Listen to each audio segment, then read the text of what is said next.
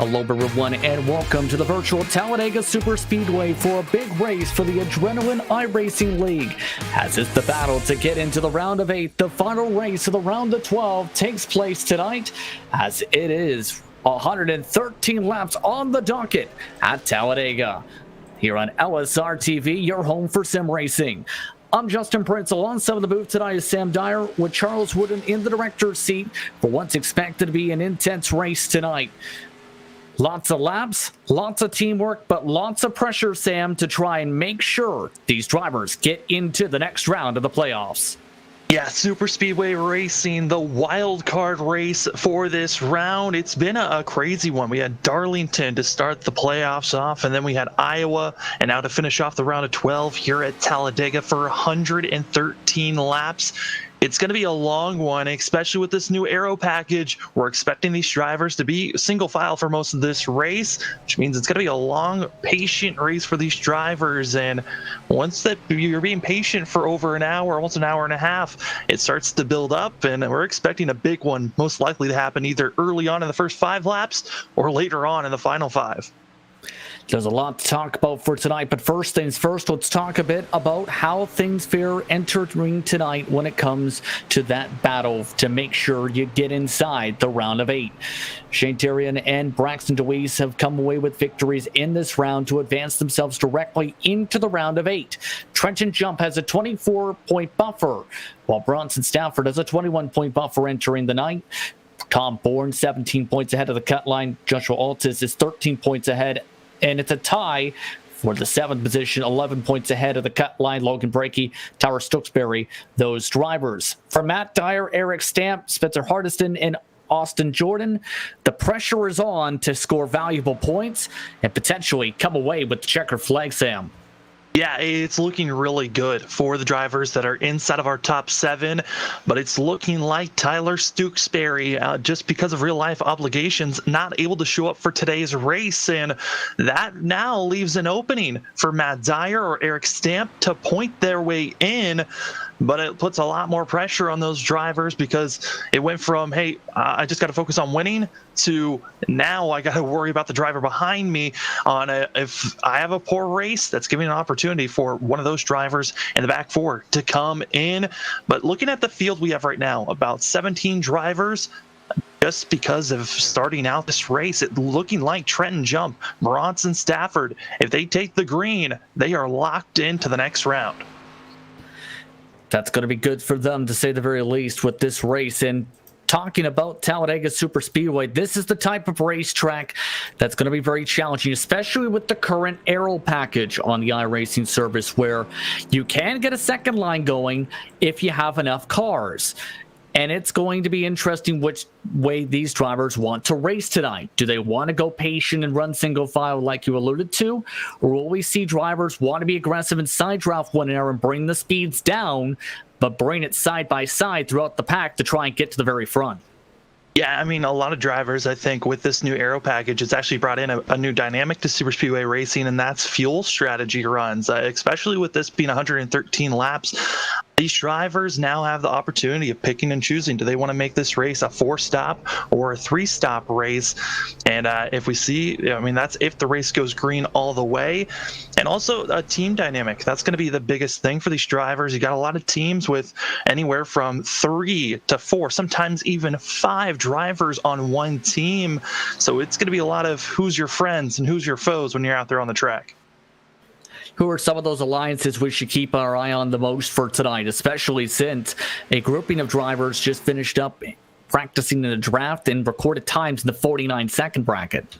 Yeah, that team is going to be that of the CEM Motorsports guys. That's Spencer Hardison, Caleb Smith, and also Matt Dyer. They're going to be teaming up with the former team of Luminary, which that's Bronson Stafford, Shane Terrian, Tom Bourne, those guys, as well as Robert Kenny. They have been looking so fast for themselves when they're working as a team.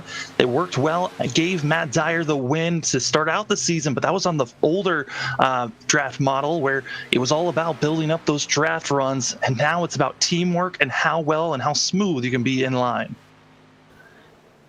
Drivers are now wrapping things up for final practice. Eric Stamp with the quickest time of 49.827, followed by Caleb Smith, Logan Branke, Mike Tellier, and along with Bronson Stafford, the top 5 on the practice charts. And qualifying is also a unique challenge when it comes to this racetrack because you have to build up a lot of momentum and speed here, and several drivers spent their practice trying to test up against the wall to build up that momentum for qualifying. Yeah, the first lap, your warm-up lap and your first lap, a lot of drivers going to be up near the wall, like you said, building up that speed. And then your money lap is going to be that second lap. And with qualifying only being 5 minutes long, these drivers are feeling the pressure. If you make any mistake on your first lap, going into your second lap, it could cost you tenths of time. And honestly, because of how close a lot of these drivers are going to be during qualifying, you could be losing about 5 positions just by making a simple bobble in the corners or even touching the apron. Qualifying is now underway for our competitors on the racetrack. They have 5 minutes, 2 solo qualifying laps to get themselves around the circuit. The second lap is always the best one here, Sam, here at the Super Speedway, because that's when you're most up to speed. You talked a little bit about that momentum and up on the high line. How would you play out this qualifying run, especially knowing how much you need to carry that momentum along that first lap? Yeah, I mean, as long as you're staying in this third lane, like we're seeing here from Tanner Johnson, as long as you're up and can get close to the wall through the corners, it's giving you that momentum that you can build up faster and faster through the straightaways. And then once you're driving through the tri-oval, coming to the start of turn 2, you're going to be seeing a lot of drivers ducking it down into the low lane and sticking right to the yellow line all the way through this course. And it's kind of an art to really stick the white line through these super speedway courses, because you find yourself turning a little bit more, and you got to figure out how to stay smooth and not to bobble up and down as much, because if you move up and down at all, you're scrubbing time and losing thousands, hundreds, and sometimes tenths on the board. How big will this track position be, you feel, for tonight to get a good qualifying run in this type of a race tonight? Because there is the chance of a lot of shuffling back and forth, but there's also the importance of pit box selection as a result of qualifying. Yeah, it's really important to have a good qualifying run. We're seeing here now Tanner Johnson starting his second lap. He's already trying to stay low, but track position is actually, this is with the new aero package. This is the first time we've ever really said this on iRacing at super speedways, that track position is probably the most important thing. You want to be up front in the first about 2-3 rows of this race, and that's when you're going to be having the best chance of running up front, leading laps, which for some of these drivers, getting a lap led could be extremely important. For Tom Bourne, he's one of those drivers where if he gets a lap led, he's going to be locked into the next round. Doesn't matter where he finishes after he gets that bonus point. But track position, you want to be up front leading those laps, because if you're up front, that's one of the safest places to be here on track, just in case the big one happens. Only 2 drivers have yet to come onto the racetrack, Tellier and Jordan. So far, everybody else has either started off their qualifying run or finishing their qualifying runs right now. Joshua Alt is one of those drivers who will come across the stripe and move himself up on the board with a lead up this time to try and get himself going. The other drivers that are currently on track are Terrian, Bronson Stafford, along with Hardiston and Matt Hummel. Already 10 drivers recorded times. The pole time currently set by Eric Stamp. Eric Stamp looking very quick here so far, Sam. Yeah, Stamp has been so good at Talladega. This is kind of his money track. Back in season 1 of Adrenaline, he got snuffed out of a win. They were running in the trucks back then by getting wrecked by Matt Dyer. And then in season 2, Eric Stamp came back again and for himself. This 53 possibly is my dark horse coming into this race. Not my odds-on favorite, but he certainly is a dark horse coming into this race, as that of Altis going to be putting down his time. And I think for a lot of the field, the biggest driver to watch out for has to be Braxton DeWeese. In this new aero package, this 15 seems to figure out a way to be up front and always in contention to win. And so I'm excited to see how Braxton's going to be really setting himself up as he's qualified up front as well. So Shane Terrian, by the way, in the 52 threes, that seems to be the benchmark for just about the entire field. Only a couple drivers have not set a time in that mark. Austin Jordan has stayed in the pit lane. Spencer Hardiston has pulled back to the pit lane after trying to record a lap. Talladega did not come out onto the racetrack for qualifying. So those three drivers will get the advantage of having the final pit boxes, which is also something that could be valuable for this race as well, for pit stop sequences to be able to stretch it on fuel later on in this race. Yeah, they really are going to have that draft to try to save their fuel. And also a big thing, Spencer Hardison and Austin Jordan, they're starting in the back. Those are your two playoff drivers that are in must-win scenarios if they want to move on to the next round. These drivers now are moving their way to the starting grid. It's time to take a look at how they'll start today for what's expected to be a thrilling race here at Talladega Superspeedway.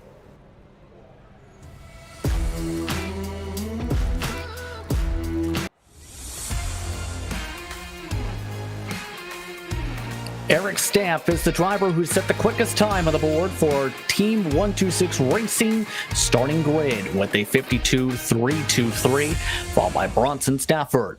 Joshua Altis will start in third alongside Shane Darian in row number 2. Row 3 sees Trenton Jump and Braxton DeWeese, both setting times in the 52.3 5s and 6s. Then Alex Walter will start off in row number 4 alongside Matt Dyer's CEM Motorsports machine. Rounding up the top 10, it's Tom Bourne and Logan Brakey, as Logan Brakey looks to break his way up to the grid with Robert Kenny in 11th. Tanner Johnson will start in 12th. Rounding out the drivers who set times in qualifying will be row number 7, Caleb Smith and Matt Hummel, with the drivers who didn't set times being Spencer Hardiston, Austin Jordan, and Mike Tellier for today's race. Let's take a look at our weather conditions today as we get ready to go racing for 300 miles, 113 laps. Brought to you by Sawblade.com. 111 degrees is your track temperature, 78 degrees the air temp. Wind currently at iRacing default north 2 miles an hour. Partly cloudy skies, 55% humidity for today's race. And on that note, as we get ready to go racing, what are your keys to victory for today?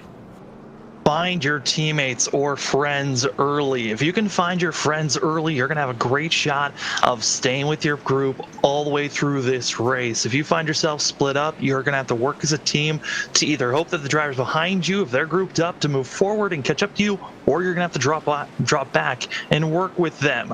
Also, it's going to be survive the big one. You're going to need a lot of luck here at a super speedway track where you really don't know who's going to be aggressive early on and who might be just waiting and being passive. And finally, it's just a hope for the best. The Talladega is such a wild card race, but I think for a lot of these drivers, it's stay patient, stay smooth, and you've got a shot to win this race. These drivers will have half a lap to get rolling. Keep in mind that it's an 80% fuel limit here for today's race once more. And there are 4 tire sets available in the pits. So those two things to keep in mind for some of the strategy as this race develops as well here, Sam. Yeah, it's one of those things, looking at the fuel run, for drivers that are going to be aiming for possibly, pitting 4 times, they're going to be pitting around lap 30. For those that are trying to turn this into a 3-stop, they're going to be trying to march up to lap 35 to lap 37. So you've got some options, but in the 30s, that's when we're expecting our green flag pit stops if we're able to stay green. By the way, that number referring to about 15 gallons in the tanks for our drivers for today at the very maximum available as our competitors get ready to go racing. Who is your favorite for this race, Sam, as we're making our way through turns 3 and 4? Yeah, I got to say Braxton DeWeese. I think he's my odds-on favorite. If I got a second favorite, got to put Tom Bourne on that list. He's driving to get his first win this season, as well as a lot of pressure. His grandfather passed away. He's got his grandfather on the truck, and he's racing for him. The iRacing pace car now peeling off for the first time today. It's the question of how things fare out for Talladega Superspeedway. We're about to find out. Eric Stamp in control of the field. Green flag waits up at the stand. We are underway for the final race of the round of 12.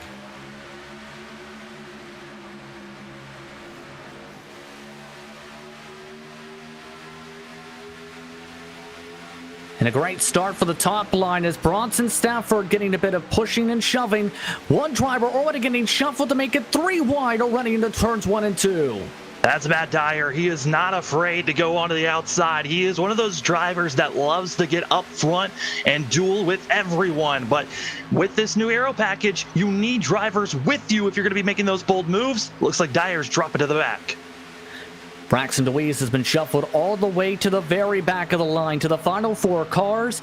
Matt Dyer is gone with them. Hardiston also losing a ton of time. The side draft is also going to be very critical today. Shane Terrier now leads what is a second pack of cars, with several more leaving tons of space, trying to find a hole to get to the bottom of the racetrack. But up at the front, it's Eric Stamp that has led the first lap. Stamp, part of team of Color Teal Motorsports. That's going to be Tanner Johnson, Trenton Jump, Matt Hummel, and Eric Stamp. You're seeing them racing up front. This team, that's another one of those factors together to be up front. This is massive for Eric Stamp. He needs these points, and if he leads this, I mean, he's led that last lap. That's a bonus point that goes to him. And now it's lead the most laps, get another bonus point, making him a little bit closer to Matt Dyer points-wise. As with that of Stewksbury not showing up, that final 8th position, it's wide open for that of Dyer, Eric Stamp to point their way in. First couple laps now see a single file for the most part. One driver took a peek to the outside at the very back of the line. No one wanted to go, it appears, though. But it seems everybody's staying within a single file line other than Bronson Stafford and Matt Hummel. Those drivers want to try peek out, while the others want to work together like you see with Tom Bourne as they wiggle their way down the backstretch. Yeah, Tom Bourne, he's just feeling fine and dandy where he's at in 5th place. He's going to be in one of those positions of just wait for his time to pressure. He's got his former teammate of Shane Terrian behind him, as well as Caleb Smith. Those 3 drivers were working with each other during practice, so they're going to be staying in line. But because of how long this race is, drivers aren't feeling that pressure that they need to make the move now. As I say that, though, Shane Terrian drops it to the high side, trying to build some momentum up, or might be thinking dropping back to the rest of his former teammates of that of Robert Kenny and Bronson Stafford. And a nearly a bit of contact as Bourne popped out, as several more want to get the second line rolling. And keep in mind, with this package, it can work here, Sam, if you've got the numbers. And right now, that line seems to have the numbers. Yeah, they're trying to build up enough drivers on the high line, but I think it's also finding enough drivers that want to go moving up front. It just seems like we're seeing a difference of drivers feeling like, hey, we want to move forward, and those that are feeling like, hey, I want to drop back. Tom Bourne, he's trying to make a move all by his own, and he's going to be losing some time, but he's trying to utilize that side draft, really pinching down on Alex Walter, trying to force him to slow down, just not able to really build up that speed, but falls back to that of Mike Tellier. Leaving a lot of space, though, this time in the corners as that top line going to go all the way to the wall to try and build up the side forces. That's also something that's an addition in recent months on iRacing, is building up the side forces up against that wall. And sometimes you'll see the trains, in fact, if you have the right field, move up from the bottom to the top now. Yeah, there's kind of a comfort feel for a lot of these drivers. I know there's plenty of leagues where drivers feel like, hey, I want to be on the high lane. Let's all move up there. And others saying, hey, let's just stay low, feel comfortable. That's where we've ran a lot during the old aero package, was run low, stay low. And now we're starting to see still in the back, drivers duking it back and forth, trying to figure out what spots they want to be slotted into. And got to be careful for these drivers that are further back staying side by side, because that side draft hurts both lanes and can cause that whole entire group to just lose that front pack if they're not careful. That was the next point I was going towards, where that is the risk that you play with if you want to try and move forward. Eric Stamp has led all these laps so far at the very front, but the second line is starting to form up once more with Trenton Jump wanting to jump by some cars. That's not working out, though, as only one air driver, Matt Hummel, has been willing to work with line. In the 93, the 93 has really jumped out a couple times. Yeah, Hummel hasn't been racing in the last couple of weeks, and now coming back for Talladega, adding some numbers to this field, and kind of one of those drivers. Yes, he's part of Color Teal Motorsports, but he seems to be willing to work with anyone that is around him. All this is while the race leader stays single file. There are two drivers who have lost the pack, by the way, by more than 5 seconds. Matt Dyer, Tanner Johnson have already lost the draft and are running 0.8 of a second slower than your main group. Yeah, you need at least 4 drivers in line if you want to catch up this lead pack, especially with the way that they're just jostling back and forth. But with it being just 2 drivers, Matt Dyer and Tanner Johnson, if they want to get back into this race, they're going to need a caution. Being this far back, just as 2, this is a worst case scenario. Unless they're just feeling like, hey, a big one could come before we go a lap down. Now, one of the tough things is trying to properly side draft, get to the quarter panel, bring the bottom line back, and then move on forward without contact. Now it's 3 wide once more. Tellier trying to lead a line of cars up on the top. Also in there, Bronson Stafford, Tom Bourne, Shane Terrian, Robert Kenny, all of them wanting to work in sync up against the wall. Yeah, I would call this group the free agents. These guys all used to be under the same banner of Luminary, and during the middle of the season, they had to disband that team.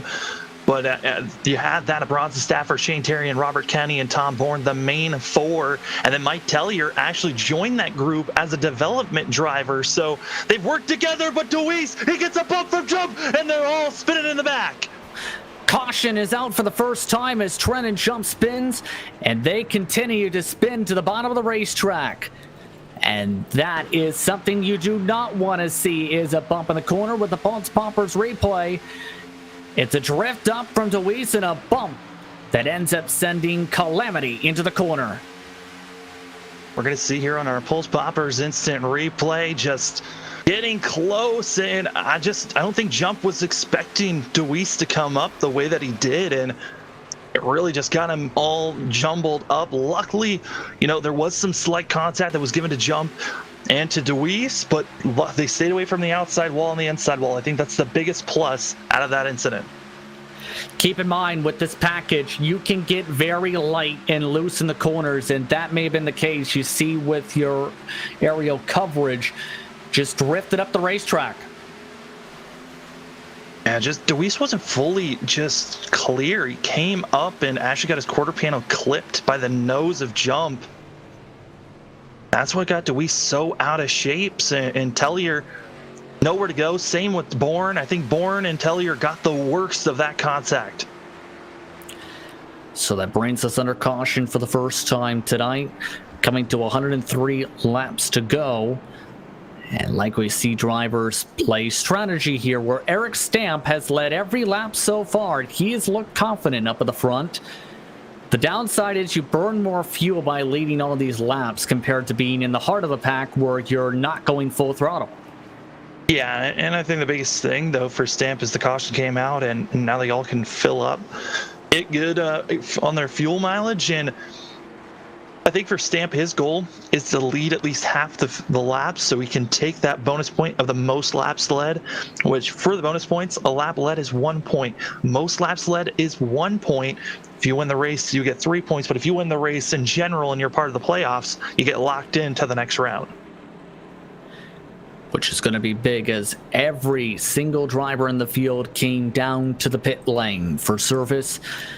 And it appears a lot of the drivers may be trying to hold on to some of their tire sets, electing to go fuel only. A majority of the drivers: Eric Stamp, Altus, Hardiston, Brakey, Walter Jordan, the race off the pit road up at the very front of the line. And Robert Kenny, it appears, may have missed his box.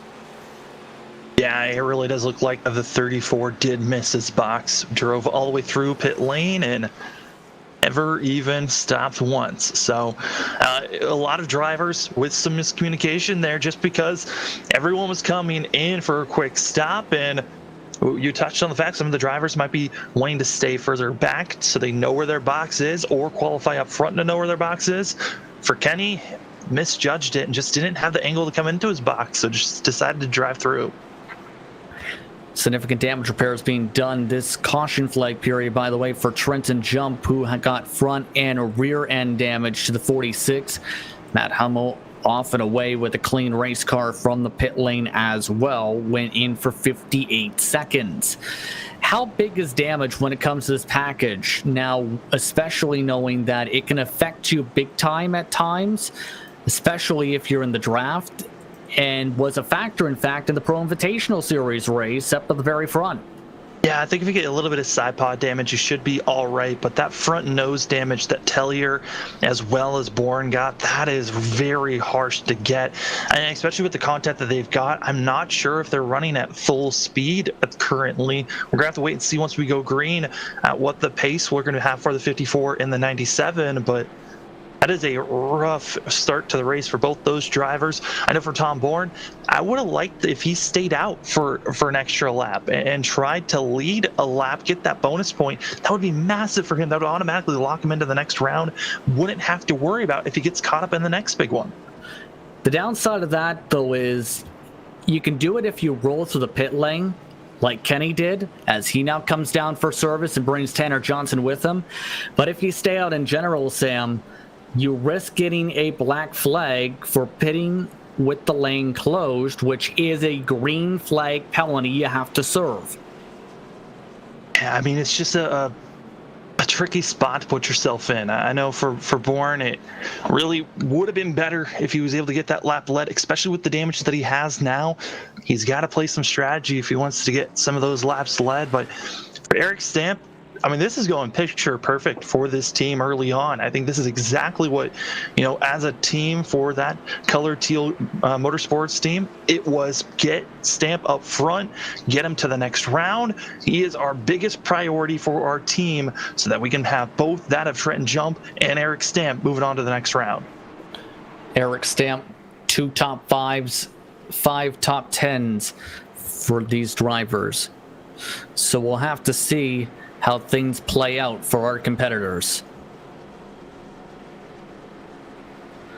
Yeah, and looking at the up front, though, with the pit stops that happened, is it really kind of jumbled up our front 4. It was a lot of that of Stamp, and then having Breaky and others, a part of that team being up there up front. So I'm interested on how, with the different, teammates that are mixed and mingled, how they're going to be playing nice here on this restart.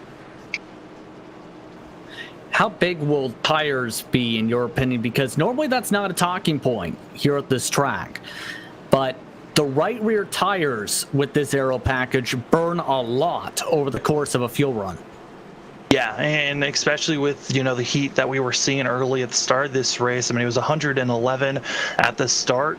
If we look at our weather now, before we go green, it looks like it has actually dropped slightly to 106. So, the track temp is starting to cool off just slightly, but still warm. I think through the corners and the tri-ovals, that's where the drivers have to be careful if they're on older rubber on how well their car is going to be able to attack these corners and make abrasive moves.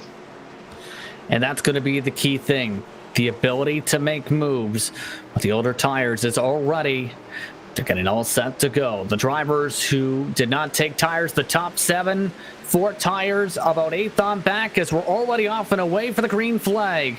Eric Stamp with a good launch as Altis down to the bottom line. Hardiston trying to hold on to 3rd position as one driver may have changed lanes before the start and finish line. Yeah, admins were screaming, trying to get Austin Jordan to move up because you cannot move in your different lanes until you've crossed the start-finish line. And we were seeing the 28, who's in a must-win scenario coming into this race. You don't want to get a black flag early on, but it looks like the admins, they're talking about it, trying to figure out if they're going to penalize the 28.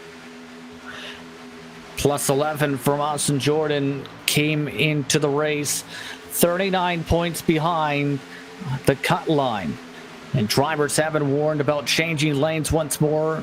Start and finish line by race admins. Matt Dyer, who had lost the draft the last run, is now trying to lead a second group of cars on the top line.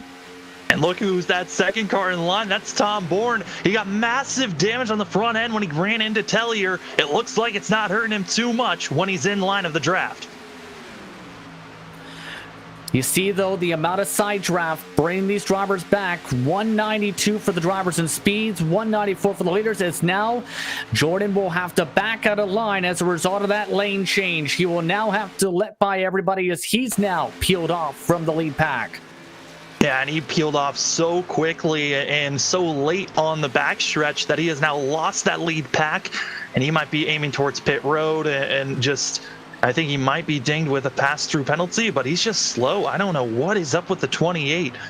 That was a very a weird move if he was not heading into pit road this time by. He's already fallen behind. Two drivers have already lost the draft, and Robert Ketty and Mike Tellier as up at the front. The side draft forces from that battle from before have turned it into a 6-car train by 0.4 of a second. Matt Dyer, the last of the drivers on the train, but Braxton Deweese is closing up that gap and quickly. Deweese just needed to get everyone in line behind him. They did just that. Gotta be careful, though. Some of these drivers... Second there, might have been Breaky that blinked for a second, but... Connection issues, that's something also a factor to watch out for here at Super Speedway Racing. If you blink and you're not affecting the draft too much, you're all right. But if you blink and you are hurting the drivers behind you, you could be killing a whole entire lane's momentum. You do not want to have technical issues at all at this type of racetrack. Let's put it that way, because it can cause problems as Bronson Stafford gets shuffled out of line. Trenton Jump currently in the middle of this line with his significant damage. Looking at, 5th, 6th, and 7th, that's Caleb Smith, Matt Dyer, and Braxton Deweese. Those are 3 drivers that are willing to get aggressive at almost every track that they're at, especially Braxton Deweese. I've seen him in other leagues willing to go 4 wide at Charlotte once. I know he can make some big moves and win at super speedways. I'm excited to see what Deweese is going to do here, if he's deciding to follow with the CEM guys or kind of leave them out in the dust if those two of Matt Dyer and Caleb Smith decide to pop up. See from the back end of Deweese just how tight things are with drivers electing to run that yellow line. A few drivers continue to want to pop out and try and play leapfrog, but the tough part is everyone, I think, after seeing what happened for the first caution flag, is electing to be a bit more patient here compared to the first time. Yeah, they're not really trying anything too crazy. I mean, that first caution was just a very fluky incident where Deweese thought he was clear, wasn't, and got clipped. I think if Deweese was clear, we still would be single file now and talking about when our driver's going to be coming into the pits. But I think we're going to go back to keeping ourselves calm here, and the driver's probably going to be aiming to push it as far as they can go fuel-wise, which that's going to be probably in the next 30 laps or so. A lot of these drivers are going to be thinking about pit road, so around lap 45 to 47, I think that's the window we're aiming for now. We'll have to see if that ends up being where drivers duck down to the pit lane here for this one. Chantarian, by the way, is leading an outside line with Tanner Johnson with no such luck to be able to inside drop, point back Trenton Jump once more. For Joshua Altus, I should rather say, 13 points ahead of the cut line with 1 victory overall this season, second in line. Going to have a great chance to be able to keep on saving, only going 190 into the tri-oval this time. Yeah, I mean, for Altus, his goal is just to finish up into the top 15. As long as he runs up there, should be good to make it to the next round.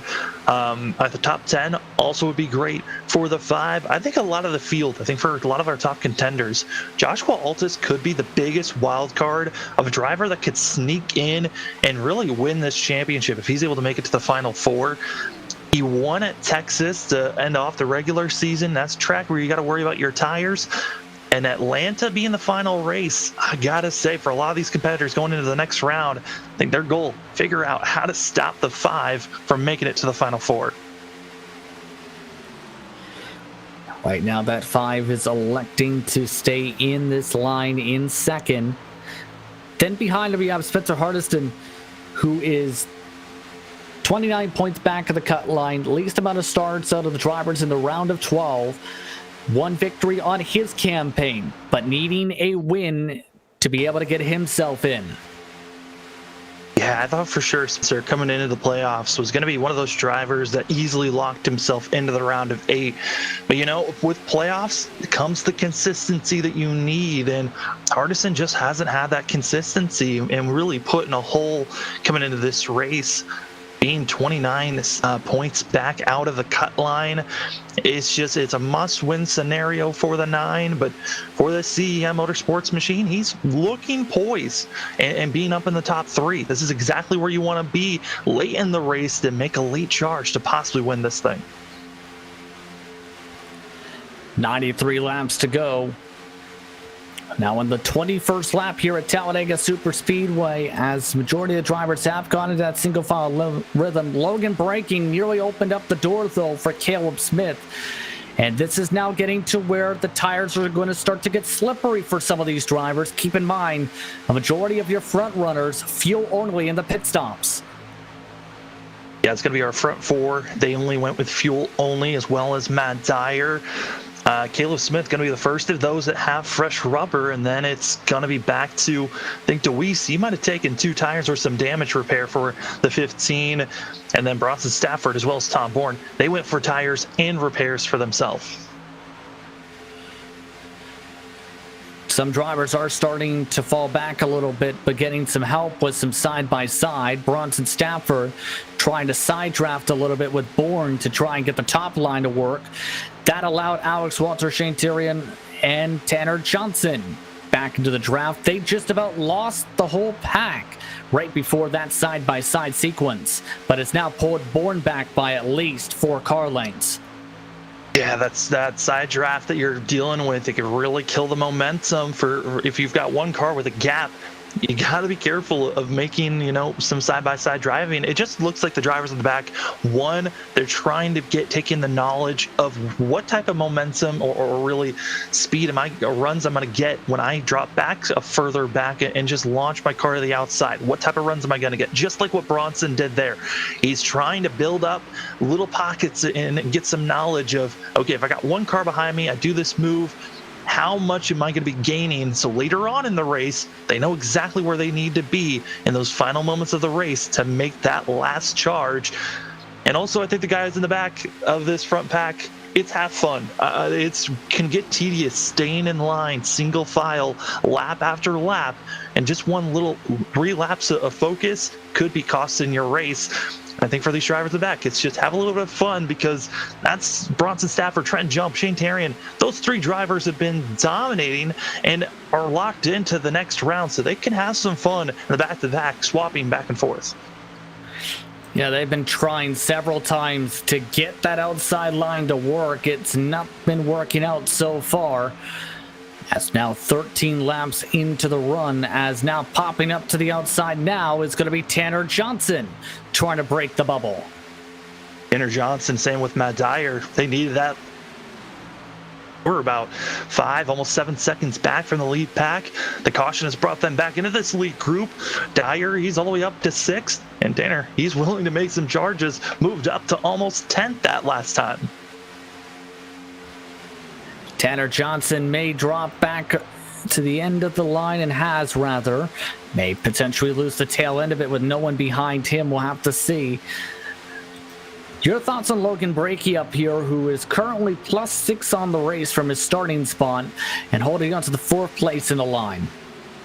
Yeah, I mean, Logan Brakey, I think he's doing exactly what his plan was coming into this race. I talked to Brakey about, hey, you're really on the bubble. You just need to have a great run, finish in the top 10. You're going to be locked into the next round. And I was like, is there really any goal that you want to have going into the next round? And he's like, I just want to win today. That is my ultimate goal, is win today. And there was no other argument. I mean, this 29 machine, he's been known as Mr. Consistent, of just getting consistent runs, not really a contender for a win. This was the race that Logan Brakey has a chance to get a 1 on that win column. 10 top 10s in 11 starts, or rather 14 starts this season. Been very consistent for him indeed, as Matt Hummel has pulled off the racetrack. He's your first DNF as a bit of a dicey moment behind them. Top Bourne with a big check of as Bronson Stafford came across the nose trying to move back to the bottom. Two more cars are still trying the top trend and jump. He'll move to the bottom. Shane Terrian will now find a hole. Yeah, Bronson Stafford, with that little bit of a checkup they had, left him just on the edge of the draft of the front 7. And if they lost any more time, they would have really had to stack up those final 5 in this lead pack to really try to gain that time back. But you're seeing it here, Bronson Stafford and Tom Bourne. They need to get in line, build up a little bit more momentum, and they're going to come with a massive charge. Probably throw it to the outside to try to slow down that momentum, but here they come. And just like that, they regather and get enough of a tandem together to stay within the draft. The tough part is for Trent and Jump is going to be, he's not going to be getting there as easily with his damage. He's going to need them to do exactly what they're doing up here for him to get back in the draft. If they stayed single file, there was a chance that he may have fallen off the tail end and lost Alex Walter the draft with them. Yeah, and they got to be careful. Oh man, especially with Bourne being on the high side, got to be careful of where they're at currently, because with Tom being up on that higher lane, it's bogging down this group that's trying to attach to the back bumper of Matt Dyer. Yeah, you definitely don't want to bump draft in the corners here, Sam, because that's a recipe for disaster. Yeah, we've already seen a simple bump. We were seeing it during practice that drivers were trying to give bumps to one another, and they were testing that out. And it just seemed like even if you hit someone square through the corners, it really launched the car up, and it in the top right corner panel of these drivers, you're going to be finding that car wanting to tilt down into the apron, and if you hit them on the left, it's going to be launching them all the way up into the wall. So drivers have to be careful on where they're giving the bumps. A lot of the times you want to give it when you're coming off the corner so you can give that boost on the straightaways, and you want to avoid giving anyone a bump here at the tri-oval. This is probably one of the sketchiest parts of the track. This slight little banking can cause and be such a large terror to everyone on course. Especially with all the bumps in the tri-oval. Now, we're about midway through our run. We'll see when drivers elect to come down. Coming up to 84 to go this time by, as Bronson Stafford needing a huge head of steam in 7th position. Will elect to stay single file for the time being, it appears. And you can tell these drivers want to go, especially with the checkups like that. It's just a matter of there's not that ability for drivers overall to get side by side with the race leader to bring the side draft for the whole pack. In fact, that checkup we just seen may have just lost Walter and Bourne the draft. Yeah, Walter right now going to be about 6. Yeah, he's lost it. He's over 6/10 back. If you're within 6/10, you're right at the window of touching the draft. If you're further back than that, and he's starting to lose time, yeah, Walter and Bourne, they are in a heap of trouble, especially, Bourne's damage seems to not be hurting him too much if he's on the back bumper of someone. But this is a not good. They are over now, a second back and just losing ground more and more quickly, as they're about 5 miles per hour slower than this lead pack going into turn 3. And tempers are flaring as well in regards to that, as Bronson Stafford moves back to the bottom line. We'll see how things play out for them now, as 83 laps to go. Eric Stamp continues to lead. He has been dominant so far. No one's been able to get a run on Eric Stamp so far. Yeah, I think Stamp's only not led 1 lap, or maybe 2 laps, because that of Robert Kenny staying out. So, but Stamp's doing everything he needs to do. If he leads 55 to 60 laps during this race, that's another bonus point for himself, which will be massive, because coming into this, Tyler Stooksbury, there was kind of a notice given to us at the start of the playoffs that he was most likely not going to show up for today's race, which he was going to be at 8th driver trying to get into the round of 8. With him out, that moves Dyer into that 8th spot when conclusion of this race, once they hit the green. And Stamp, he was only about 3 points back, so he's already gotten the bonus point of leading a lap. If he can get another bonus point of leading the most laps, that's going to make that differential then only about 1 to 2 points. That's only a couple of positions. Indeed. By the way, Walter and Bourne have dropped back by 3 seconds. Shane Terry and Robert Ketty, Tellier, Jordan, and Johnson are already 10 seconds back of your race leader in regards to some of the packs. Some massive checkups continue. Pack. Logan Brakey in 4th position has nearly gotten bumped a couple times by Caleb Smith. Yeah, I mean, the entry of these corners is always going to be an accordion effect. You've got drivers, right when they hit the corner, you're losing speed, and you've got the drivers up front. They're going full throttle. Everyone else behind them, I mean, I would say the second car in line, they might be also going full throttle, but that third, fourth, and going back in line in the draft, they're going anywhere from 3/4 of full throttle to maybe half throttle on these straightaways, just staying close enough. And then when you got everyone jamming up, you almost have to drag the brake at times to make sure you don't run into the car in front of you entering these corners. And that's an art form, right? Because it takes a lot of experience to know when to drag, when to lift, when to have not as much throttle. Yeah, especially with this new package, it's now made to where drivers actually, sometimes the lead driver has to drag the brake. If you are one of those drivers like the team, like we're seeing the pack of Alex Walter, Tom Bourne, for Alex Walter, he might have to drag the brake just so that Bourne can get close enough. For these lead packs that are in these massive lanes, dragging the brake is more so for those drivers in the middle and back who have that massive run from the draft that's pulling them along. And dragging the brake, you got to make sure you put in just enough input to slow you down or run equal to the drivers in front of you. And you don't want to slam it hard enough where you're brake checking the driver behind you. So that's really the art form that the drivers have to be worrying about the most of. Got to stay right in that equilibrium so you're not just taking out the drivers in front of you or behind you. These drivers right now, by the way, carrying speeds of 192 miles an hour in this main pack. The other packs starting to build up a little bit more speed at the moment of 194. In fact, right now, that 12 on backpack we're referring to is trying to gain about 1/10 of a second per lap. In some cases, up to 3/10 per lap. So they are slowly but surely getting there. And they might be able to get Walter and Bourne before pit stops to add more cars to their group. Yeah, and then they're going to have to hope for them to be able to run as fast as possible. Like you said, they're gaining about 1/10 or more on that lead pack, which is massive time to be gaining because there's so many laps left in this race. I mean, 113 laps. It takes a long time and a toll on these drivers. Each lap, almost 50 seconds for some of them. You got to be wondering, I mean, how quick is Shane Terrian and this group got to be catching up to Tom Bourne? You're just seeing them. That speculum 54.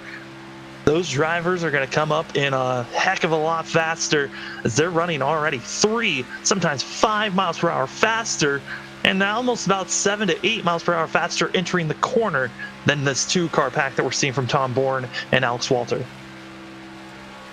See how quickly they're closing on in. And if you're the next pack, do you want them to stay where they're at on the bottom, or do you prefer them to move up to the top line? Because I know that's the difference from where the real world and the virtual world come into play, where in the real world, they might prefer them to stick on the bottom.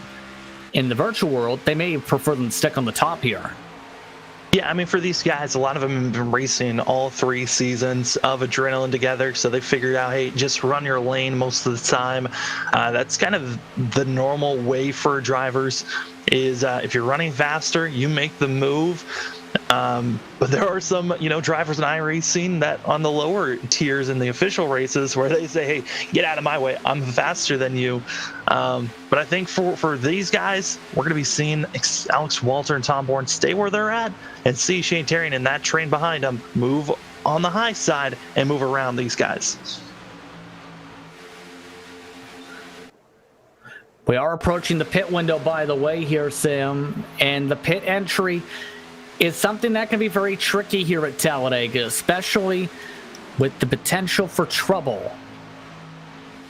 Yeah, the major fan out of drivers, anywhere from, two drivers coming in together, which is a terrible idea, especially we've already seen when you got two drivers in line, you really don't move very quick.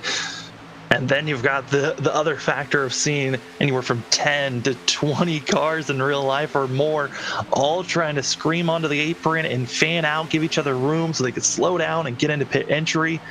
But here, there are times where drivers overshoot, come in a little bit too hot into the pit entry, find themselves into the grass, and you don't want to be there. That is going to be a black flag penalty, as well as just a terrible entry into pit road, costing you major time and could be putting you multiple laps down.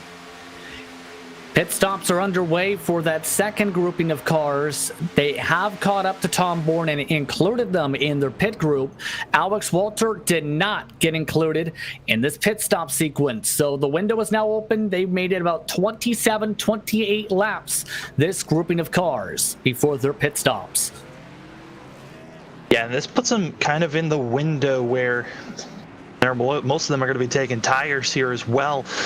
So this is going to be putting them in that window of adding another 2 stops. If we stay green, the drivers fuel-wise, I believe, can push to around 36, 37 laps if you're able to utilize the draft to its fullest potential. Alex Walter, sadly, coming in by himself, but you're seeing these 3 cars coming in pit road together, that of Stamp, Jump, and also that of Logan Brakey.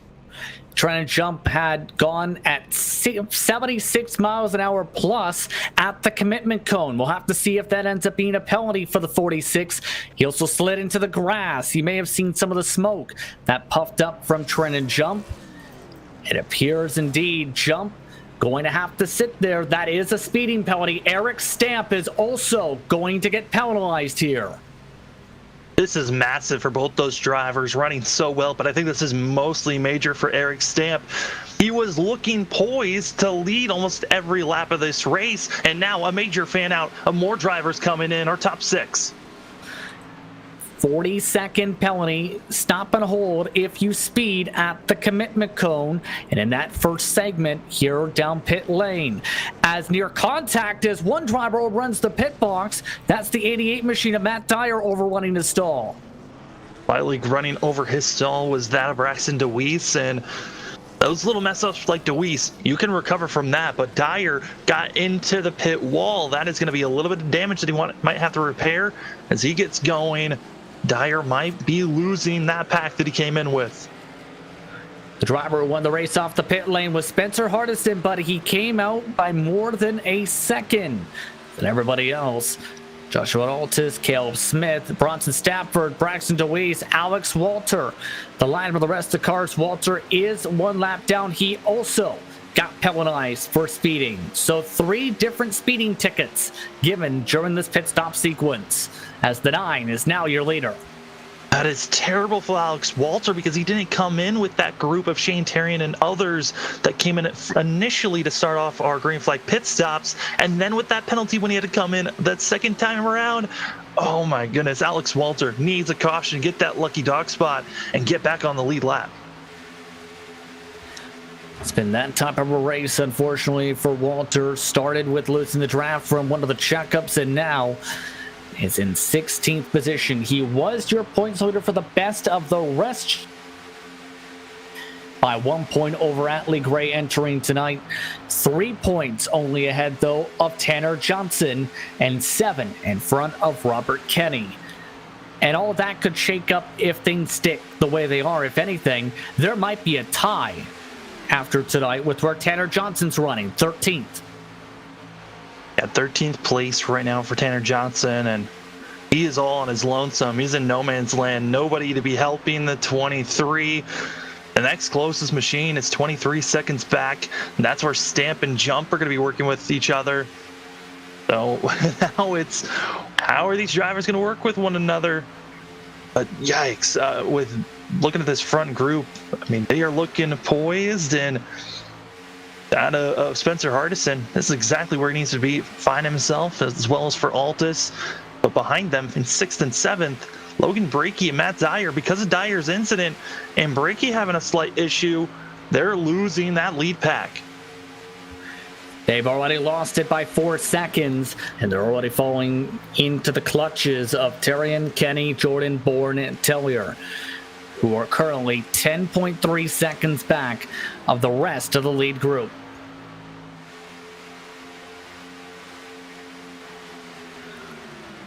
We'll have to see how things fare out here for these drivers, but for Bronson Stafford, he's wanted to go into the outside a couple times, I have to say here, Sam, but he has now gone into where he wants to ride in that 4th spot with Braxton DeWeese behind. Yeah, Bronson's kind of got no true allies. Came in to this race as a free agent, and now he's really got no one he's really worked with. No former teammates. He's got the really a mixture of CEM guys, as well as seeing that of Altus and DeWeese from High Five Racing. They're working together. And then those 2 drivers kind of can pick and choose who they want to work with and help with. And doing the quick calculations too, by the way, in regards to who could work out with who these drivers now have the chance to work with. It's going to be very intriguing, in my opinion, Sam, because with the math, they made it about 30 laps of the run. We're talking about drivers making it to as much as 12 to 15 laps to go on gas for their final pit stops at this rate. Yeah, it's looking like it might be a splash and go type of a feel, or maybe even pull it back and maybe think about, should we go and short pit or just go as far as we can and try to just get the minimum amount of fuel? Absolutely going to be needing to save the fuel well. Keep in mind that Stamp and Jump are getting reeled in by this group by about 1.2 seconds a lap at the moment. And at this point, Sam, they're going to need a caution flag if you're Stamp or Jump to try and get some luck. Oh yeah, you need a caution flag quick, especially with how fast this lead pack is coming. And this is terrible to see for Eric Stamp, who was looking poised and set up perfectly, but the factor of green flag pit stops, it hurts him hard here. With that, we'll take you side by side. You're watching virtual Talladega Super Speedway racing action from the Adrenaline iRacing League. At the lead, it is Spencer Hardiston.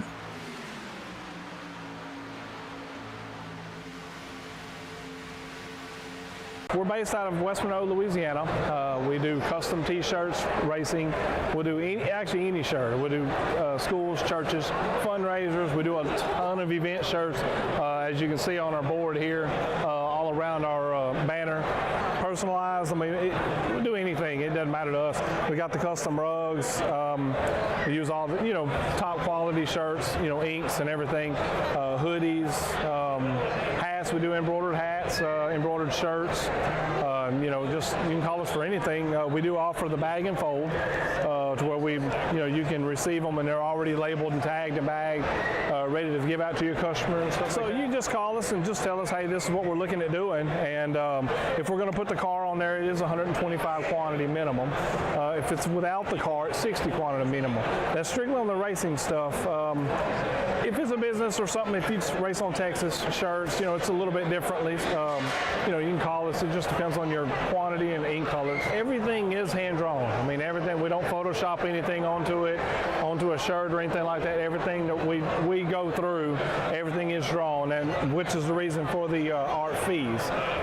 We do have several graphic artists that draw for us, and they're really good. So what we do is on any package that you do, we can mix and match. We can do any colors. You can do purple, red, blue, green, and do the rest black. It doesn't matter to us.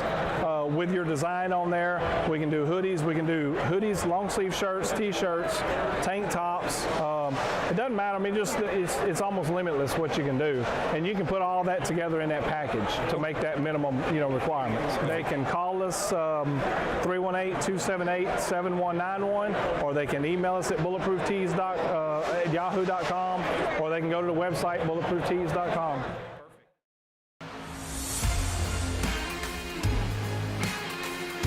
Tonight's LSRTV broadcast is presented by Tom Denchel Auto Group. The Tom Denchel Auto Group has 3 locations: Chrysler, Dodge, Jeep, Ram in Hermiston, Oregon, Ford in Hermiston, Oregon, and Ford and Prosser, Washington. They have inventory. Where many manufacturers and dealers are struggling with new vehicle inventory, they have it. With more than 800 pre-owned vehicles, upfront pricing, and total transparency, they do what's right every time. They come to you with remote test drives, remote trade appraisals, 100% online transactions, and nationwide delivery. They make it easy. They make it fun.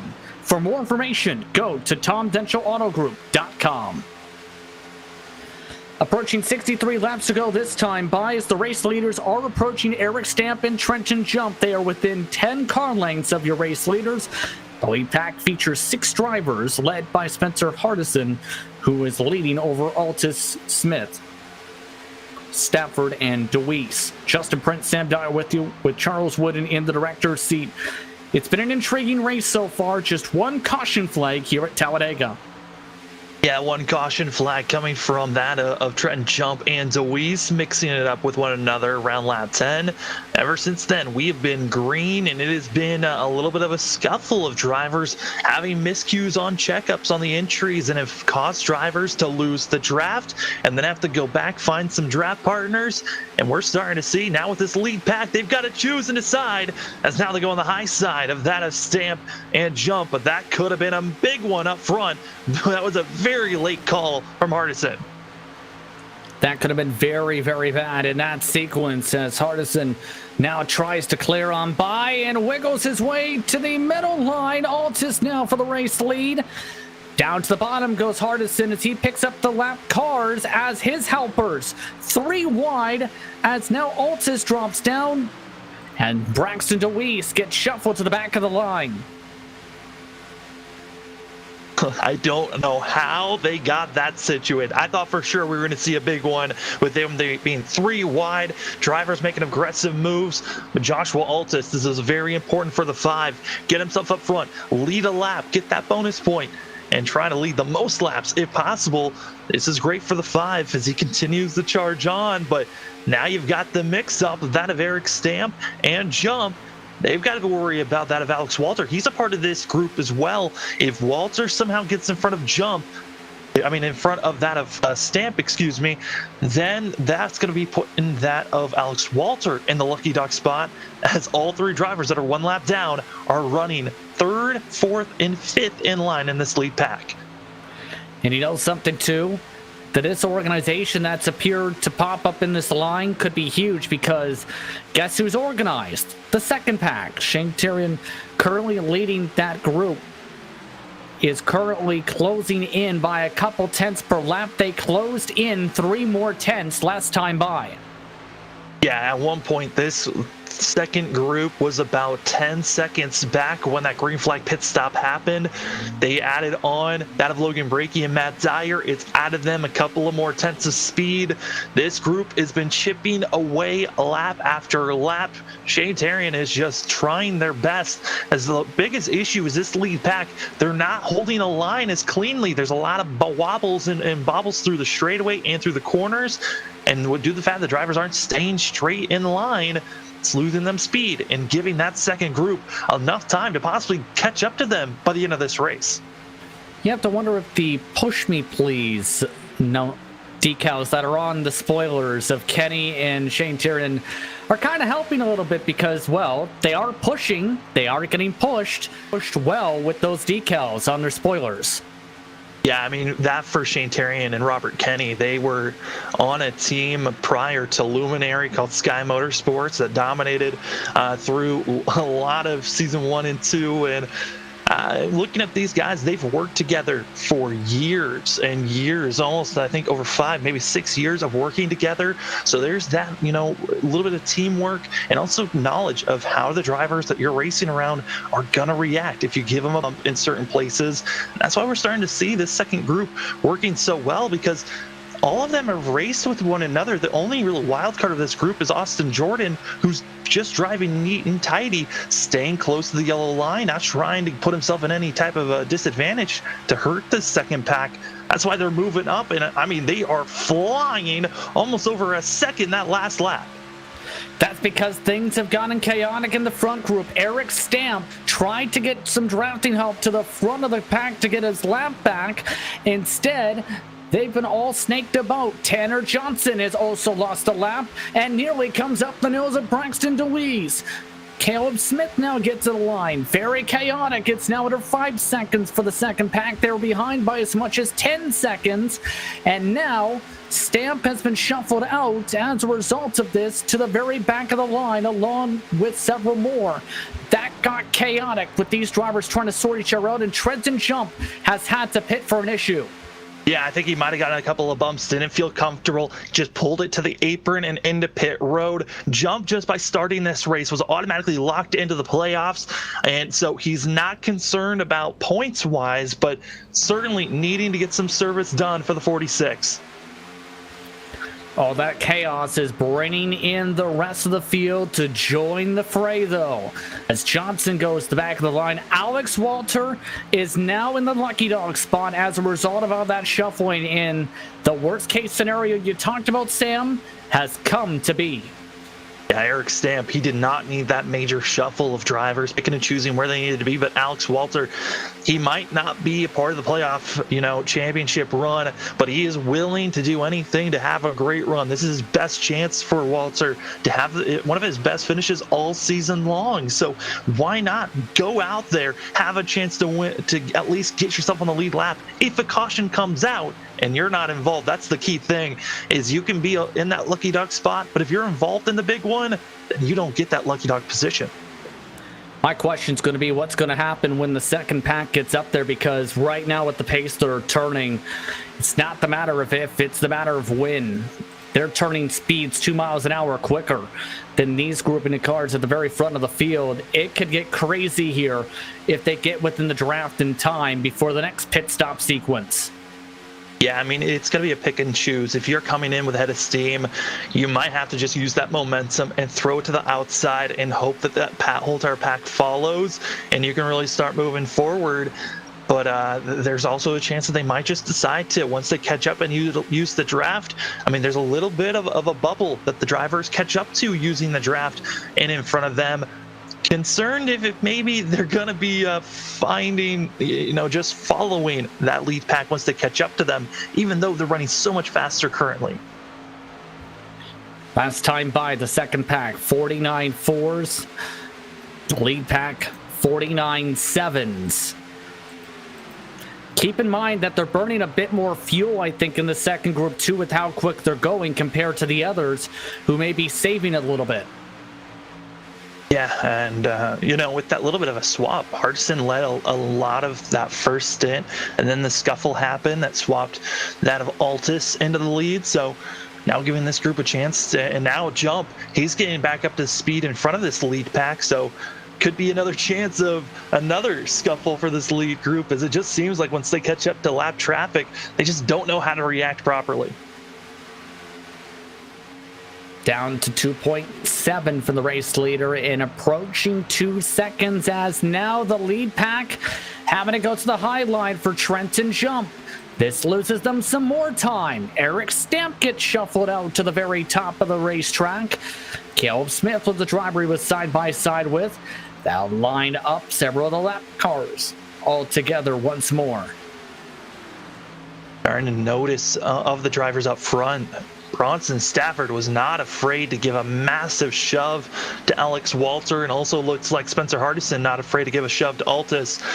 They're recognizing we're losing ground. We need to take off now. But Stamp knows that he needs to be in front of that of Alex Walter. Now he's going to be trying to lead a group on the high line. 3 cars, all of them laps down, trying to bring that second line together, and here comes the next pack coming in quick as a result. Stamp loses a ton of momentum. Shane Terrian now within the draft of these cars, and he's bringing Robert Kenny, Austin Jordan, Tom Bourne, Matt Dyer, Logan Brinke, Mike Tellier with them to bring this lead group back to a full 16 cars. At one point, this second pack was almost 11 the lead pack. But because of this green flag stint and the mix-up that the lead group has had, not staying in line smoothly, this second group has caught back, completely shut and cut that lead pack's lead, and now they're making that outside lane work. They've got more drivers in line, and they've got the momentum to make that high line work. Bit of a bobble right in front of them on the first line. Second group now tries to get that wall working together. They've been doing well. They may have more cars wanting to jump up. Stamp, Jump, Johnson, all jumping back up to the top to join up with this line. And now that brings just 6 on the bottom. Now Johnson gets shuffled to the middle. Here comes the second pack, now ready to make some moves. Still trying to build up that momentum. They're still kind of scattered on the outside. Some are feeling comfortable, others aren't. Dyer and Logan Brakey going to be ducking it low, trying to use that inside lane. And now it looks like that whole entire third groove, it's just gone. It dissolved. Everyone just drifted away, but still 4 cars up there, hoping for more to drift up and build that momentum. The only tap in the wall was that second group that is now turned into a full-on pack of 2-3 wide action. It's the most aggressive they've been all race, and we're coming up to 51 laps to go. Still have time. Oh no, Alex Walter gets spun on the bumper, and Matt Dyer involved, and others. Caution is out for the second time tonight, and the tempers flare as the yellow waves. Oh, Dyer's engine is gone. As here's your Pulse Poppers instant replay. And a bit of a drift up and a bump in the middle of the tri-oval is enough to cause our biggest incident of the day so far. I mean, Alex Walter gets shoved and away they go. Logan Brakey also involved in that one. But there was a lot of complications of the drivers up front. They just did not like the way Alex Walter was driving. He was 1 lap down. He was trying to be that lucky dog driver, but that's the thing with drivers being a lap down, is they sometimes cause complications like this for the drivers that are on the lead lap. Significant damage to some of these drivers. Blown motor for Matt Dyer. Walter significantly demolished. No front clip for Logan Brakey. And more drivers incurring damage as a result of the incident. Tanner Johnson got a piece of it. Now, I think just about everybody who was in the race for the lucky dog may have gotten at least a piece of it there, or at least a bit of contact. We'll have to see who's the lucky dog as a result of this. Yeah, if everyone's involved, I don't believe anyone gets it. So this is going to be an interesting spot for these drivers. Looks like coming in the pit, Eric Stamp's going to stay out, so Stamp might be getting the lucky dog spot here. We'll have to see. Eric Stamp, by the way, does have the fastest lap of the race of 49.384, as everybody else has peeled down to the pit lane, including several who are a lap down. Stamp does get the lucky dog as a result of being one of the few just to be able to get through cleanly. First driver off the pit lane, Joshua Altis, followed by Braxton DeWeese. Bronson Stafford getting damage repair done. Shane Terrian off and away. Smith off and away. Several more are getting more repairs done. Hear this caution. I mean, that caution, there were so many aggressive bumps that Bronson was doing for about 3 laps on that of Alex Walter, and it just seems like Walter just didn't feel comfortable with any of the bumps he was given. We moved up to try to give space, but that slide up and the momentum that the 61 had, exploding that caution. And now with the drivers up front, Altis, he's looking good. Jump's going to be taking a wave around here, and should keep him 1 lap down, leaving us with 3 drivers a lap down. Stamp did get the lucky dog position, so this is massive for Stamp, especially due to the fact that Dyer had his issues. Bad luck continues for the 88 after his win to start out the season at Daytona. It has been bad luck after bad luck at every race, it seems like. He has not had a clean race. I think he's been involved in almost every wreck throughout the whole entire season at some point. It has been a tough season for the 88. Indeed, a rough one for Matt Dyer, and with the blown motor, it likely means out for at least the next 35 minutes. Now, here's the interesting thing when it comes to this race. Now, it's a one-stopper to the end on fuel. When do you expect things to play out now that we've seen, or how do you think things will play out, I should say, now that we got this caution, now we have drivers saving to make sure they're good to go for that one stop? Yeah, I think for Robert Kenny and Shane Terrian, those drivers, they've already proven that if they are up front, you got enough drivers behind them, they can make the charge forward and gain on the leaders. So I could be possibly thinking about seeing both those drivers trying to maybe talk to Austin Jordan and Tellier to pit, maybe a short pit to try to gain some time on those leaders. When those green flag pit stops happen, if it happens, they can possibly have a little bit of a net gain over those drivers. But I think for the drivers up front, I don't know if you want to be leading this. You're not going to be saving any fuel if you're leading this race. But for Altis and Deweese, they've got to make a very, strong choice. Do I want to lead and just stay up front until I run out of fuel? Or do I want to drop back and save as much fuel as possible to possibly short pit and not have to take as much fuel on my final pit stop? Yeah, that's going to be very critical here for this race. As let's reset how things are now inside your top 10. In the lead is Altis, followed by Braxton Deweese, Hardison, Smith, Kenny, Tiernan, and Jordan, Tellier and Stafford. Then Logan Brakey without a front clip rounds out the top 10. Eric Stamp, the Lucky Dogs, 11th. Everybody else is one lap down. That's Tanner Johnson, Alex Walter, Tom Bourne, Matt Dyer, who is in repairs along with Bourne, Trenton Jump, who is still coming around the racetrack, and then Matt Hummel. Everybody else is currently running. So currently, 11 on the lead lap, 14 total are on the circuit for this restart, Sam. Yeah, and I'm curious on what Tom Bourne's going to do here. I believe with Matt Hummel being our first DNF and not coming back, I believe Tom Bourne should be good to make it to the next round, just because he had a 17-point gap over everyone else. But it's going to be interesting. It looks like he has gotten service done, back out on track, going to be taking that position from Matt Dyer. So this now fully secures Tom Bourne into the next round. We'll see how things now play for this restart. 48 laps to decide it from Talladega. And what's been a wild one so far, 2 caution flags and multiple different leaders, as well as some shuffling and some single file action. The iRacing pace car is now off. And off and away we go, green flag. Altis got a major launch, and he's got no help from Hardison.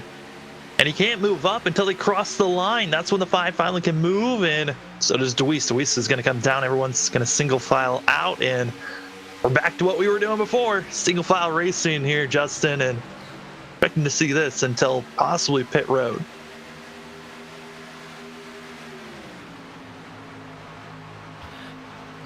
The single file now stretches all the way to the back of the line for now, and let's take this opportunity to see how the damage now fares out for some of these drivers, because already Stafford, Walter, Jump, Brakey, Stamp, Johnson are all getting shuffled back. This is not what Stamp wanted to see, because all of those drivers with damage are holding up Stamp to where he can't get up to these drivers. Yeah, I mean, for Stamp right now, his goal is to finish in front of Dyer and hope that no one else, such as or Spencer Hardison, gets a win here today. Stamp, he just has to make sure he's at least, 3 positions in front of Dyer. That's exactly what he's done. And don't be caught up in the next one, and there's a chance he could be pointing his way into the next round. We'll have to see how things play out as Jump loses the draft to the cars in front. Brakey and Stamp able to work their way back up to them. And despite the damage to Bronson Stafford's back bumper, he's been able to work with Walter to hold on to his draft. So it is currently a 10-car breakaway up at the very tip of the field. Bronson's got that momentum. He just got a huge launch and a run. And now he's going to be falling back into following Alex Walter, which exactly where we saw the start of our last caution, was those two drivers running with one another. But now that they're side by side, they're going to lose the draft. Alex Walter, it's not working out. They're side drafting, which is hurting both lanes, and now they've lost the lead back. And I don't think either of them are happy at that decision from one another, as there they go and there they wreck. Caution is out. Bronson Stafford turning Alex Walter for the caution. Oh boy, Adamans are going to have a fun time with this. But Bronson, that looked like he really looks like he turned down a little bit too much onto that one. And yeah. Yikes. Pulse Poppers instant replay. You be the judge.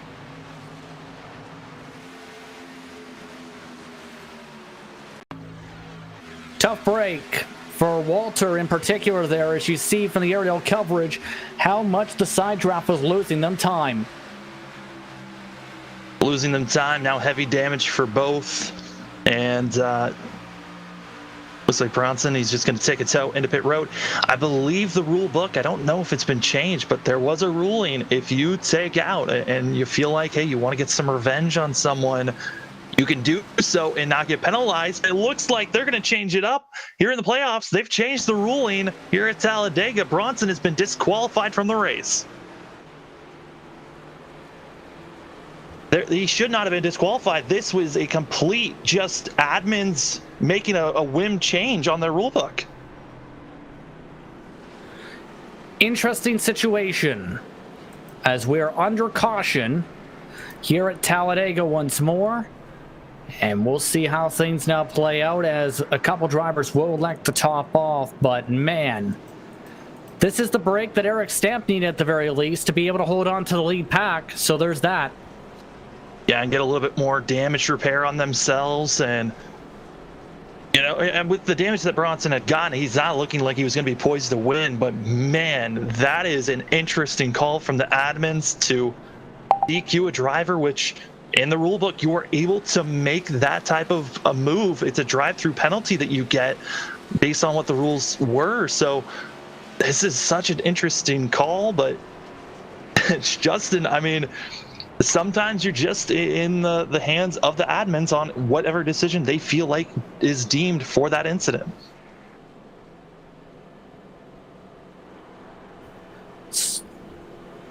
So we're going to go under caution here for this one. So we'll have to see how things play out.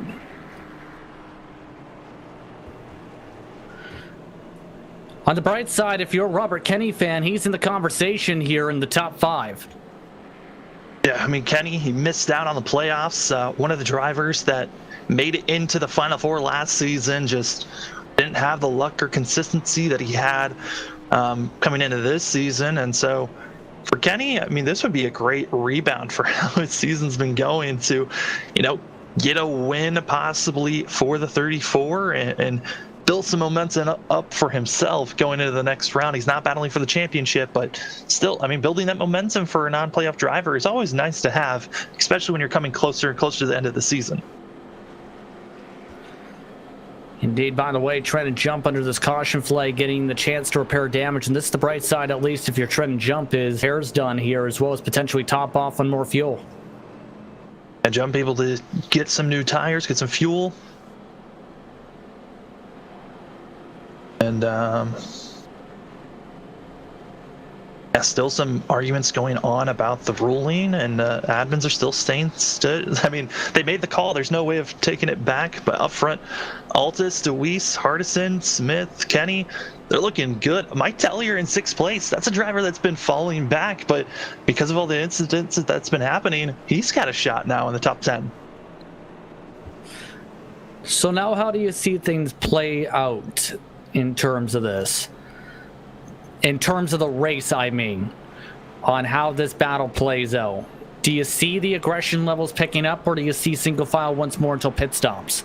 I think it's going to go back to single file. I mean, that wreck was such a everyone was single filed out. It was kind of just an Alex Walter and Bronson Stafford incident bringing out our last 2 cautions. So I think for this, it's going to have to be a single file out. And it's now the window is going to be so interesting. For those that pitted, they're going to be, about 43 laps to 44 laps back. So that's putting them about 5 to 6 laps outside of the window of making it. If another caution comes out here quick, I mean, that's going to put everyone inside the window of making it to the end.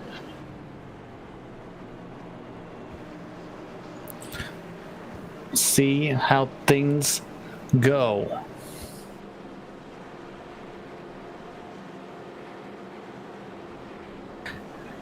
Your top 10: Altis, DeWeese, Hardison, Smith, Kenny, Tellier, Jordan, Brakey, Tiernan, Stamp. Your top 10.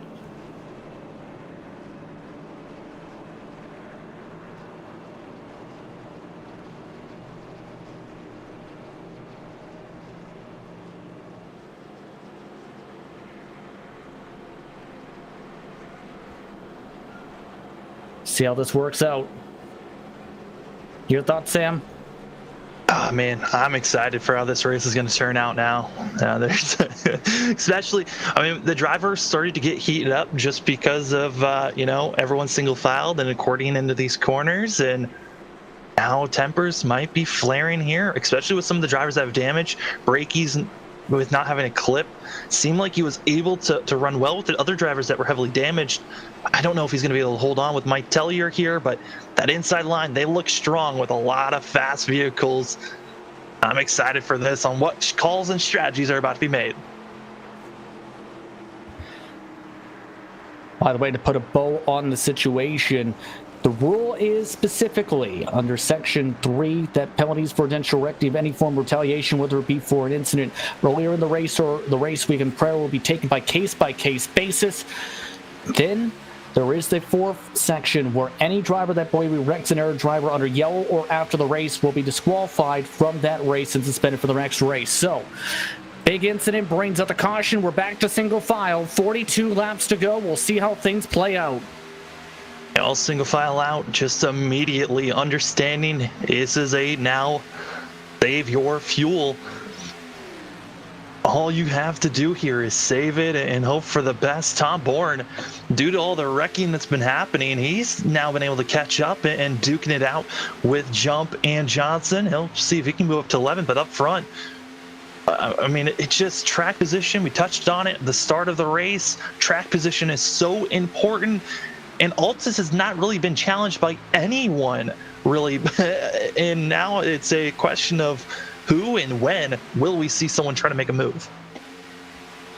One driver getting shuffled towards the back of the line, by the way, is Shane Terry, and he's going to go to the very back of the pack for the time being as Altis continues to lead these laps. One driver coming out of the pit lane is Matt Dyer. He'll immediately move up to the top line, though, and out of the way of your race leaders.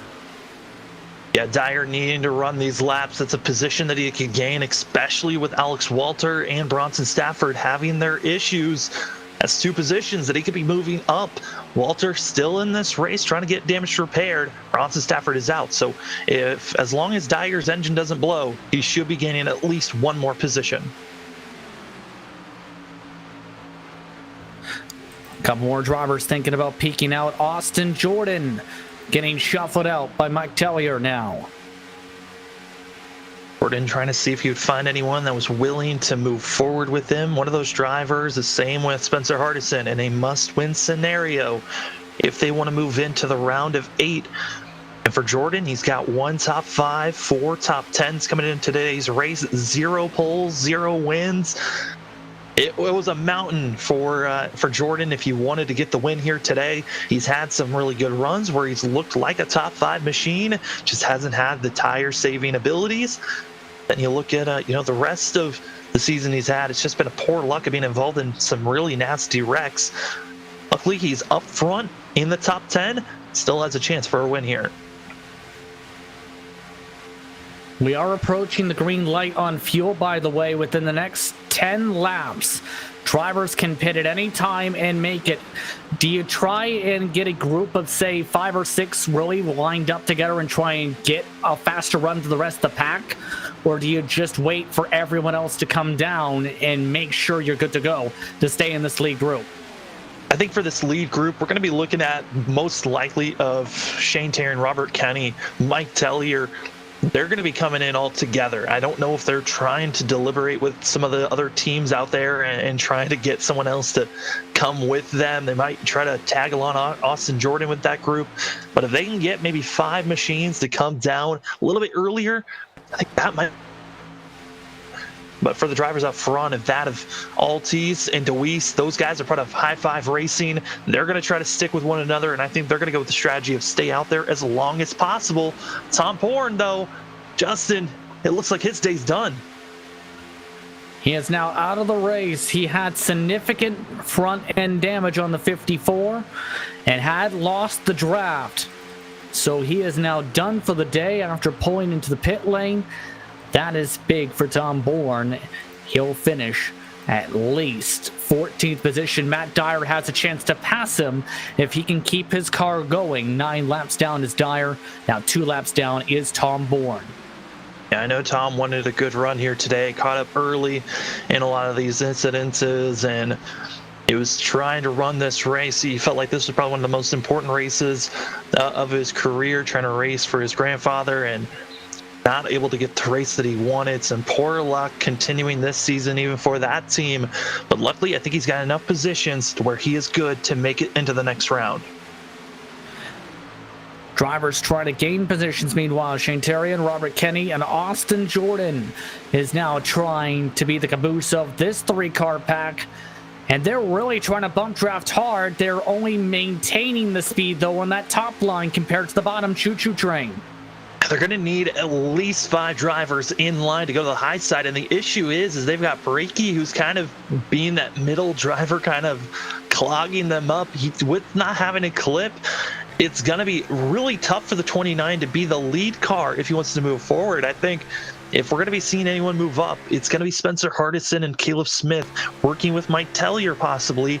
Those are teammates as well as Spencer Hardison and Caleb Smith, part of CEM Motorsports.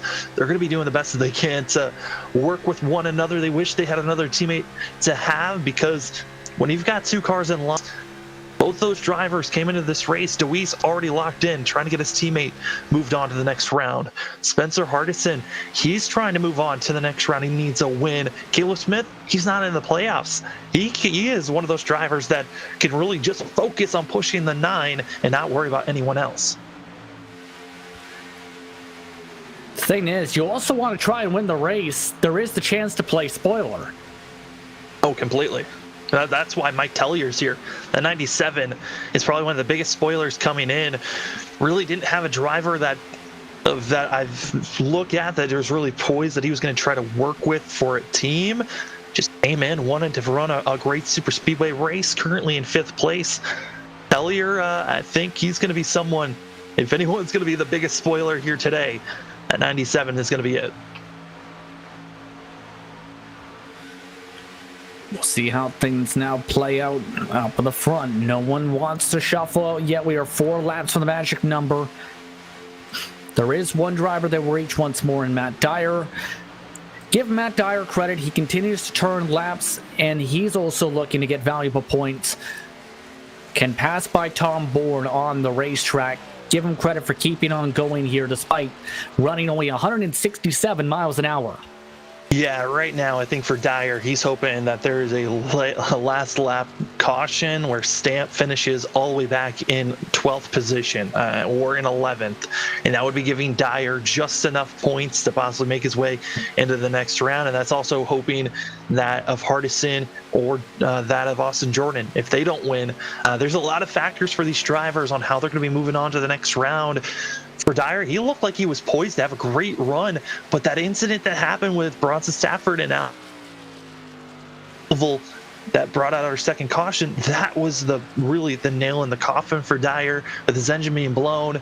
But like you said, I mean, a great, a great job on his part to keep a mental fortitude to still be out here to keep on pushing along and hoping that something poor happens to the other competitors. Now let them on by going to the top once more. That moves Dyer 10 laps down in the race. Only one driver is 1 lap down. That is Tanner Johnson as well, who is working with Trenton Jump. Those drivers 17 seconds adrift of this lead group.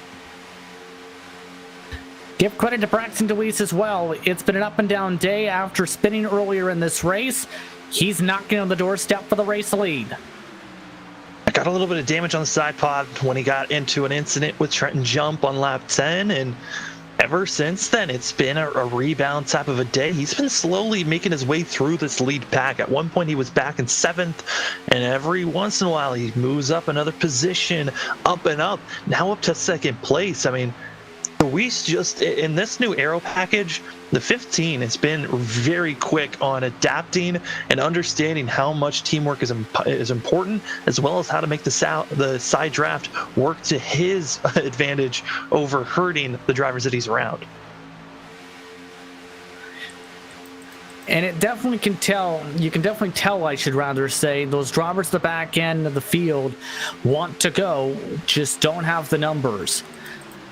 When do you feel like they may get those numbers? Because eventually you do have to make a move to be able to have the track position to, well, make a successful move.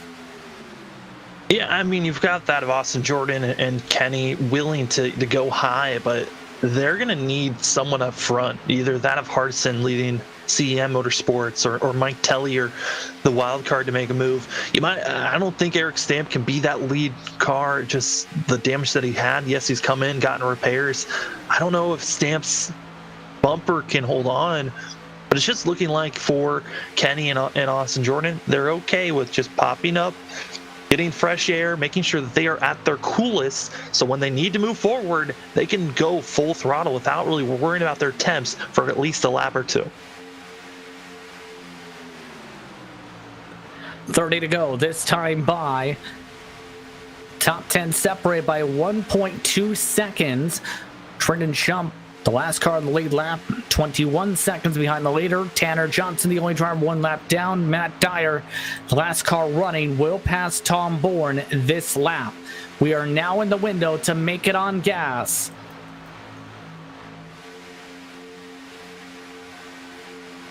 Gas is good for these drivers. I think they're going to be pushing as far as they can go, which that's going to be for another 16 more laps. So that's going to be putting them right around lap 100, that they might be looking for their final pit stop for a lot of these guys.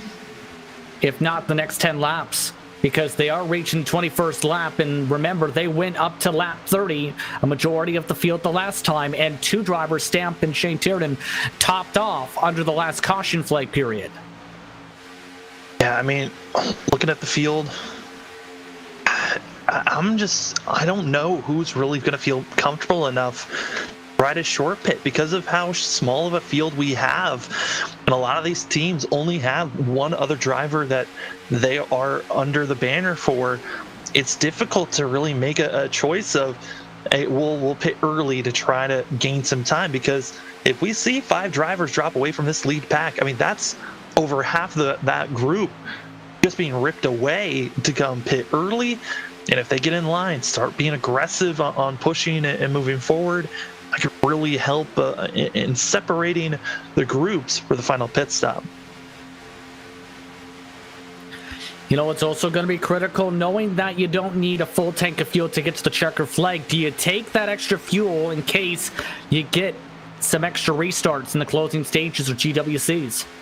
I think for these first group, I think for both of the come in, if it's one full group that comes in at once, or if it comes in different pots of groups coming in, I think everyone is deciding just take fuel, take the minimum amount that you know you're going to be good for, overtime scenario, but do not take tires, as that could be wasting time for these guys. It's going to be one of the harder things to do. Breaky, he's now losing space, and that's now giving room for Mike Tellier to be swapping up and down, thinking about working. Caleb Smith thought about working a little bit late, but that high line, they're coming with some speed. Shuffling out some of the drivers with damage now as they're starting to side draft a little bit now from the fourth row on back of cars. Now, Smith able to pull on forward, though. Jordan tries to get the push. Kenny loses some momentum on the bottom of the racetrack as well. Breaky with his damage, though, able to stay in line at the bottom of the racetrack. And this is all while Eric Stamp continues to watch along at the very tail end of the bottom line. Coming closer and closer. I mean, 6 laps to go once they come across the line, and we're going to be seeing drivers thinking about pitting here just because that's the furthest we've seen.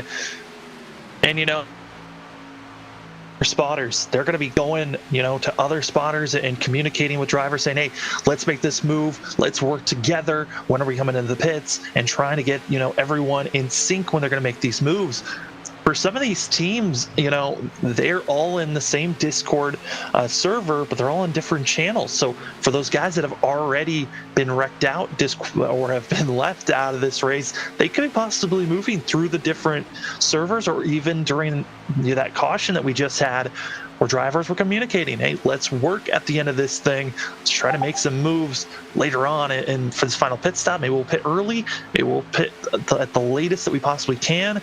But we got to make sure we're all in sync, because if one driver makes a mistake here with how small of a field we have, that could be costing their race and the group that comes in. Don't forget, there were 3 speeding penalties the first time we had green flag pit stops. Yeah, and those drivers that got caught speeding, I mean, Jump, that is Stamp. Stamp's also up in here.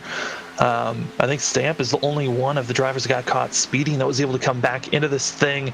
I think that of also Tanner Johnson, he's still a lap down, caught speeding. So Stamp's got to make sure he does not get caught speeding again, as that would be massive for that team if they get caught speeding, because there's not enough time in this race when you come into the pits for this final stop to come back unless there's a lot of cautions that come out and you're not involved in them. And one driver's coming in, and it's with some help. Leading it is Mike Tellier with Shane Tiernan, Jordan, Kenny. All of them are in. They elect to undercut the rest of the pack. I think Mike Tellier might have been caught speeding. I think he might have come across the line going about 65, maybe even 70. He was flying into pit road. And this would be huge, because you need at least 4 drivers if you want to be running as fast as possible. Tellier cannot be caught speeding here. We'll see here if he's able to take off. Tellier's not going. He's caught speeding. He's definitely been caught. And the rest of the drivers off and away. It appears they all did not take tires, only fuel. The interesting thing is, it saved them 1 second or so in the pits. Yeah, but it all just count. It doesn't even matter now. Austin Jordan's not even caught up with Shane Tiernan or that of Robert Kenny. They've got to slow down, which is throwing away that second they had. And now they're all trying to build up that speed. But this lead pack, they are now at the mercy of deciding, do we pit when we have to in the next 3 laps? Or do we want to pit this time around, as they're seeing that 3-car pack in front of them? Tellier has come off the pit lane, 1 lap down already, in 11th position by the... See if anyone blinks indeed. 22 to go this time. Will anyone take that hard turn to the left? The answer is no. They can still go an extra couple to the others.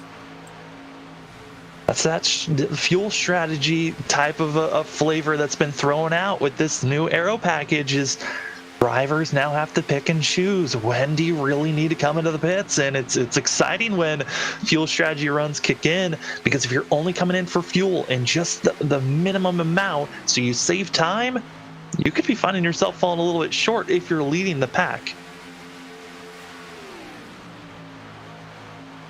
I'm looking at some of these speeds. Keep in mind, though, the drivers who went for the undercut are going quicker, working together by at least 3 miles an hour.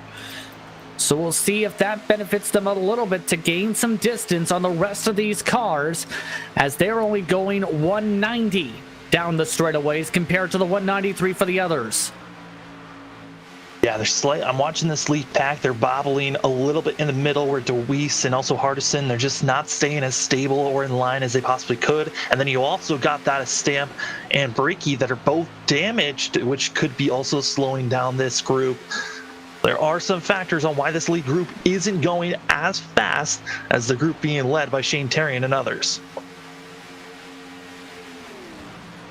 Last time by, picked up about 3/4 of a second was Tyrion, Kenny, and Jordan.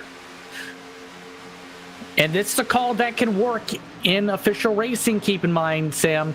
You get enough cars, you can go for the undercut and go full out and make it work.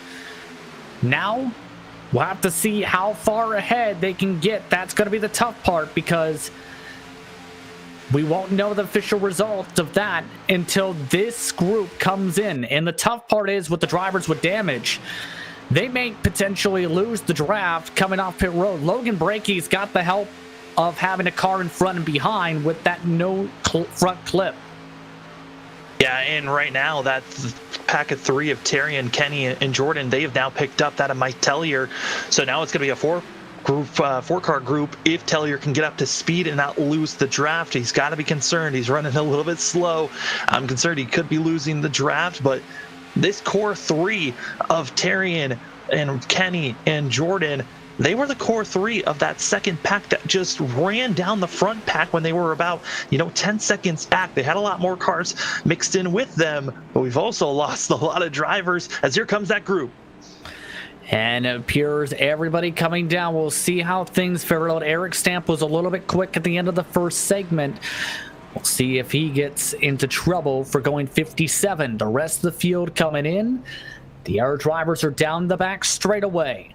And it appears they are taking tires in this sequence. Right side tires up for a majority of the drivers. Caleb Smith, Hardison, off and away. Deweese, off and away. And no penalty for Stamp. He's off and away. Logan Breaky may lose the draft here in this sequence. He was the last off the pit lanes. They're drag racing side by side off the access road. This is so important. Whoever is leading coming out of pit road could be set up to win this race. That's why we're seeing this side-by-side drafting, but this also is hurting their time and giving extra space for that of Shane Terrian and Robert Kenny and Jordan to try to run down this group, as it's going to be Spencer Hardison leading as they come out of the pits. Coming to 18 laps to go in that, and not get close enough to be able to make the stops work like they were hoping for. Now, losing some time will be Logan Breaky as a result. At the back of the group for this train is Smith. And now Hardison has to come in a second time. He got a blend rule penalty. He came across the old line, and that's side by side with Deweese. That's massive. Hardison needed a win to move on to the next round. This now throws his chances almost out of the window unless a late caution comes out. He is not going to be happy, to say the very least. You normally do not see side by side to that point of the apron and access road to get back onto the racetrack. But now it is Braxton Deweese to the point for the first time today. Altus is now in second. Smith and Stamp is back in it. The next pack, though, is slowly creeping on forward. 2.3 seconds back here, leader about 2.1 behind the rest of this group. I don't know if they're gaining fast enough, though. They need to make sure once they get in with about 0.6 to this lead pack, if they can get there, that's when they get the toe of this lead pack. But it is going to be a lot of work, especially looking now at Deweese, Altis, Smith, and Stamp. They are staying really neat and tidy for the 4 of them. It just seems like Caleb Smith, he's drifting up just slightly, but you've got the team. Deweese and Altis, they're going to be working together. And all they need to do is just finish up front. I mean, Deweese came into this race automatically locked in. Really, it's Austin Jordan who is the biggest factor, as well as Eric Stamp, on how well they're going to do here. They're losing time now. Couple tenths a lap. And Jordan is losing touch with them. This is not what they wanted to see at all. Keep in mind that Tellier has already dropped back off these cars too, as Matt Dyer has elected to come down and pit for his final pit stop of the race as well. Yeah, Dyer's just hoping for some type of large wreck to happen. If it does, that's great on him. He's going to be able to move forward and possibly have enough points, but he's banking on Stamp getting wrecked out here later on. And with these cars now dropping back, it is now a 4-car battle for the race win, coming to 15 laps to go with traffic ahead for the race leaders. Tanner Johnson will give up the bottom line. Next driver up will be Trenton Jump. That would put us to 9 cars in the lead lap. Hardison would be the next driver at risk of losing a lap. He is currently about 12 seconds up the road from these competitors. Other than that, it's the matter of who blinks first to try and take a move with just 4 cars here. Yeah, and you got to wonder. I mean, we saw once the leaders got up to lap traffic on our last green flag run, it really mixed things up. Jump's going to be just staying low. Is going to be losing some time. They cleanly were able to move up, and Dicing his teammates having issues. Bit of damage now to Caleb Smith with that checkup effect. Altis got a hit from behind. Stamp comes down. And now they pick Jump up into the pack. That lost him a little bit of time, but that could have been massive. Yeah, and Jump, he's slightly damaged, but still should have enough power to build up the momentum for this lead pack, which is now just going to be hurting that of Shantarian, Kenny, and Jordan, who really, they just need some more help. And they're just not getting it. Every single driver they've passed just has not been able to stay attached to these 3 cars, and that's why they're losing ground as Deweese continues to pull away. Going to hold on with these drivers, and now this whole pack is getting creeped back in by the second group once more, just a little bit now as a result of all these cars. 13 laps to go this time by Deweese, looking to go back to back. Can he hold on is the big question. First group, no tires in the second group. I mean, this was something that we kind of touched on, is tires allow drivers to really be a lot more aggressive, but it also allows you to hold the line a lot smoother, and you're able to have that grip that just allows you to stick low, and that's exactly what Deweese is doing. He's right on the entry and just basically telling everyone else, stay on me and we will keep on moving forward. Yeah, when Jordan's able to push that second group, really, everyone's starting to separate out and weave a little bit now, coming to 12 laps to go. I mean, when you're in a group like we're seeing our lead pack guys, you know, one guy drifting up and bobbling. Yes, it's not the best ideal. You're hurting the draft and how the wind's affecting these drivers. And it's not as big as when you're with a smaller pack like we're seeing for this the three cars that are trying to run up to our leaders. Austin Jordan, just, it seems when we enter the corners, he just goes a little bit too high, which is costing and just slowing these guys down like a parachute. That's possibly could be. You can say the same for Eric Stamp. I was about to say, popping out the last time by. He is drifting up in the corners, so is Altis a little bit. They are having a hard time sticking the yellow line in the first pack as well. As now, the second pack is knocking on the draft of Shane Tiernan, or rather Tiernan drafting up to the back end of these cars. He is now within the draft of Jump. Yeah, he needs to cut this difference in half. Once he's within 0.6, that's when he really starts to feel that toe, and they can start to gain up. They have so much work to do. It's frustrating because you know you're closing up, but if you make a simple mistake, it could cost you on time. But they are now within a second of that of Eric Stamp. They are close. You can see them choo-choo training right up there, and this is now where it gets interesting. It goes from what was a 4-car battle for the win up to at Talladega Super Speedway. Final few miles for the final race of the round of 12. Who will get the final spots for the round of 8 for the playoffs? See, they're going to be working together just as much as they don't want to block. They're going to be blocking so hard to make sure that no one else has a chance. But here comes that group. They've caught up. They're also got Spencer Hardison, who's going to be up high. This is going to make things tricky as the side draft starting to pull back this group. Bit of a bobble now. Shane Tiernan trying to get clear. The 46 with the help of Kenny. Just about does as they clear by Hardison. Corner there, bump drafting, checking them up as Jump continues to hug that yellow line. They have lost 5 car lengths with this side-by-side. Jump staying is killing all the momentum, and that is terrible to see. Also an update, Matt Dyer, his engine blew when he was running out there alone. His day is done. He's not getting any more to go a lap down and finish back in 11th if he wants a chance to move on to the next round. But Jump is doing this superb job of just stalling out Shane Tiernan and Kenny and Jordan. And I think he's finally elected to back off and let them go. They were going 193 miles an hour compared to his 182 down the back stretch. And now they have to get back up to the top 4 again. All of that hard work. I mean, the difference now is before they were able to catch up, and it was, it took them about 3 laps at this point, but that momentum and building it back up, just like they had to do during qualifying, where it takes time for the car to fully be at max speed.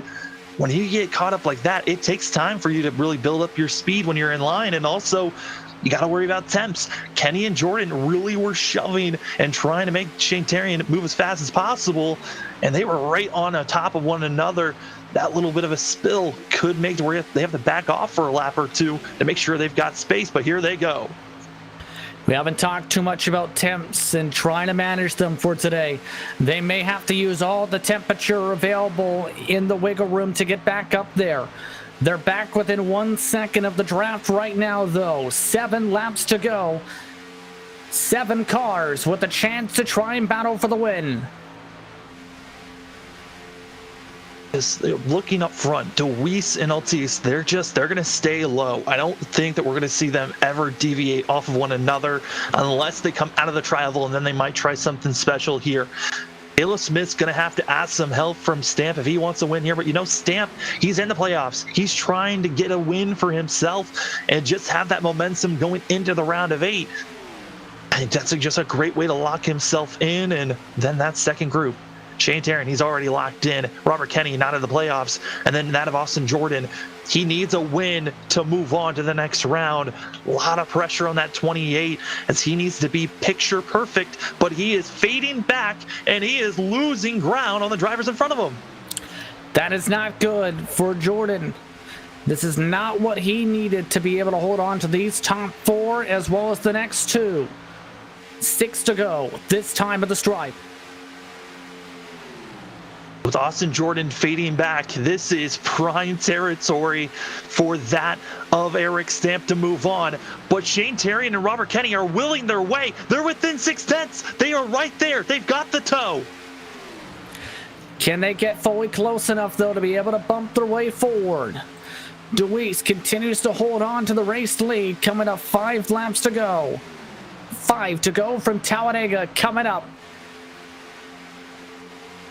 Austin, he's fully lost the draft. He is now in no man's land. He's going to just continue to drop back, and that is so demoralizing for a driver that was so close. He was a lap away from being attached and being in this lead group for a potential chance for the win. Tiernan and Kenny are there. Knock, knock. Who goes up top first? Oh, I thought for a second there we were going to be seeing Shane Tiernan get below Stamp and force him wide, but they're still trying to figure out who is going to be the driver that moves high. I think whoever of that lead group moves up first, Shane Tiernan, Robert Kenny, they're going to follow that driver to the end until they've got a shot to possibly make a move. But I don't think anyone's going to make that move until possibly the white flag is in the air.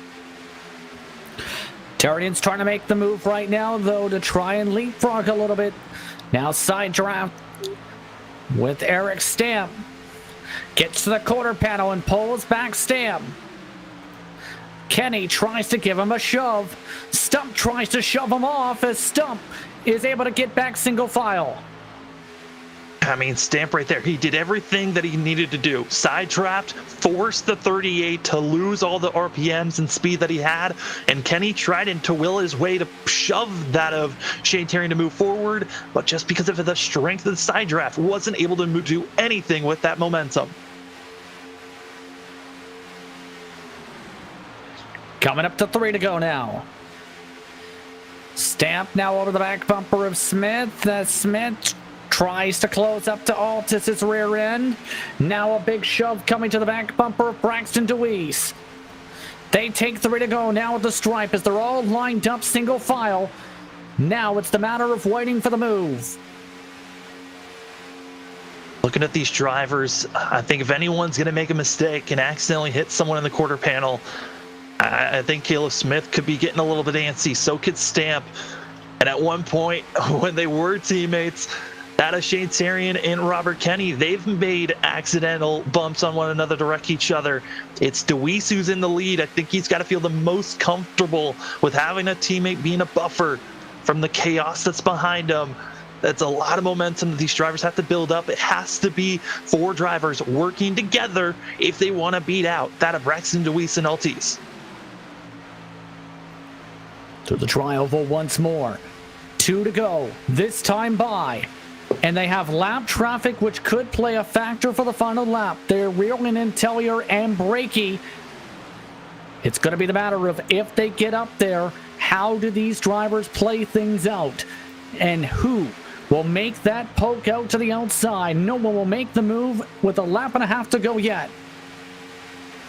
Yeah, looking at the difference, I think the gap shouldn't be closed quick enough for the lap traffic to be an issue for, a chance to be in the way of everyone trying to make some passes, but certainly the draft could cause a factor for DeWeese to get a tow as they're coming out of 4. Coming up to the white flag, this time by. Final lap from Talladega coming up. Who will take home the victory from Talladega, Alabama, as we take the white flag in the CRN 1 to go? Who will make the move first? Lap traffic staying high. They're trying not to give any type of tow to DeWeese. So DeWeese, if he wants that tow, he's going to have to move up to get it. But he stays low, not trying to give anyone an option here. It's going to be coming out of 4. And I think Shane Tarian and also Robert Kenny, they're too far back, even though they're going to try this attempt. They needed someone else to go up with them. Here comes Altis. He backed it up for a good bit down the back straightaway. Now he goes side by side for the lead. They side draft. Here comes the move to make it 3 wide from Shane Tarian off of turn 4. Side draft coming to the second line from Caleb Smith. DeWeese tries to hug the yellow line. Smith now pokes it out. Contact. They slam. They touch at the line. Who's got it? It's Caleb Smith. Caleb Smith wins by 100th of a second. I could not tell if it was DeWeese or Stamp, but Smith forcing it through the middle. The last opportunity for him to have a chance. He gets it done. Here's your Pulse Poppers instant replay of the finish here. What an incredible bumping and banging finish as the 12 machine holds on with the contact that shuffles one person to the wall. DeWeese tries to slam into him to slow down his momentum, and it's still enough for Smith to get the very edge of his bumper clear of. A massive charge for Caleb Smith. What a way to finish out the round at 12. I mean, Smith needed this type of a win. It's just that momentum that gets built up. He's not a playoff driver, playing a little bit of spoiler. And man, this is massive. His first top 5 of the season and his first win of the season. You never know what's going to happen at Talladega, right? An absolutely thrilling finish to this one as Caleb Smith will get the chance to celebrate and burn it down as he is ready for what could be a big party. Caleb Smith from 13th starting position takes home the checkered once more by 0.010 seconds. I mean, that is some of the closest margins that we could ask for. Braxton DeWeese, I knew he was going to be a pressure and someone to watch out for there, and he certainly did everything right in the 15's hands. He just had to hope that he wasn't going to be, having that last momentum like Caleb Smith did, and Smith got it done. Caleb Smith will continue to burn things down. Let's get the chance to look at your unofficial race results once more for tonight's action, presented by Subway.com, as Caleb Smith takes the checker flag over Braxton DeWeese. Eric Stamp comes home in third position with Robert Kenny, Joshua Altis, and Shane Terry in the top 6. Austin Jordan lost the draft in the closing stages, fell back to 10.8 seconds behind your race leaders, with Logan Brakey 1 lap down in 8th. Hardison finishes in 9th. Trenton Jump rounds out the top 10 tonight, Sam. Yeah, and then in 11th place, we're going to have Mike Tellier being 1 lap down, and then that of Tanner Johnson. Matt Zeyer leading that group of drivers that DNF'd here today, with Alex Walter, Tom Bourne, Bronson Stafford, and Matt Hummel back in 17th place. Points are still being shuffled around. But this is, we're going to wait for the official report on points, but we know for sure that Shane Terry, Braxton DeWeese, Trenton Jump, Bronson Stafford, we know those 4 were locked in just based on the amount of drivers that came in. Also for the wins for Shane Terry and Braxton DeWeese. Now it's the question of did Tom Bourne, with him finishing in 15th, I think it's just enough. But there was a lot of drivers trying their heart out here to try to make it into the final 8. With that, we'll take a step aside. Post-race coverage coming up in just a few moments. You're watching LSRTV from iRacing's virtual Talladega Superspeedway.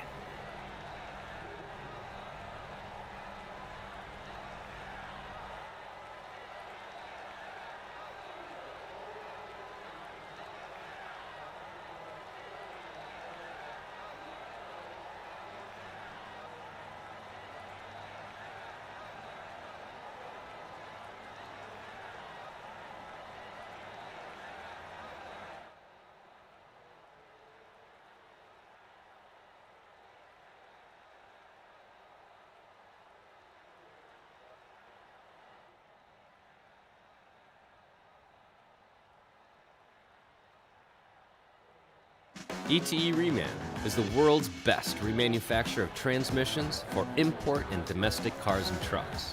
Based in Milwaukee, Wisconsin, our customers are repair shops, auto parts stores, dealerships, and distributors. And with 6 nationwide warehouses, we're where and when you need us. So when you're looking for a transmission that is like new, only better, instill confidence and install ETE Reman.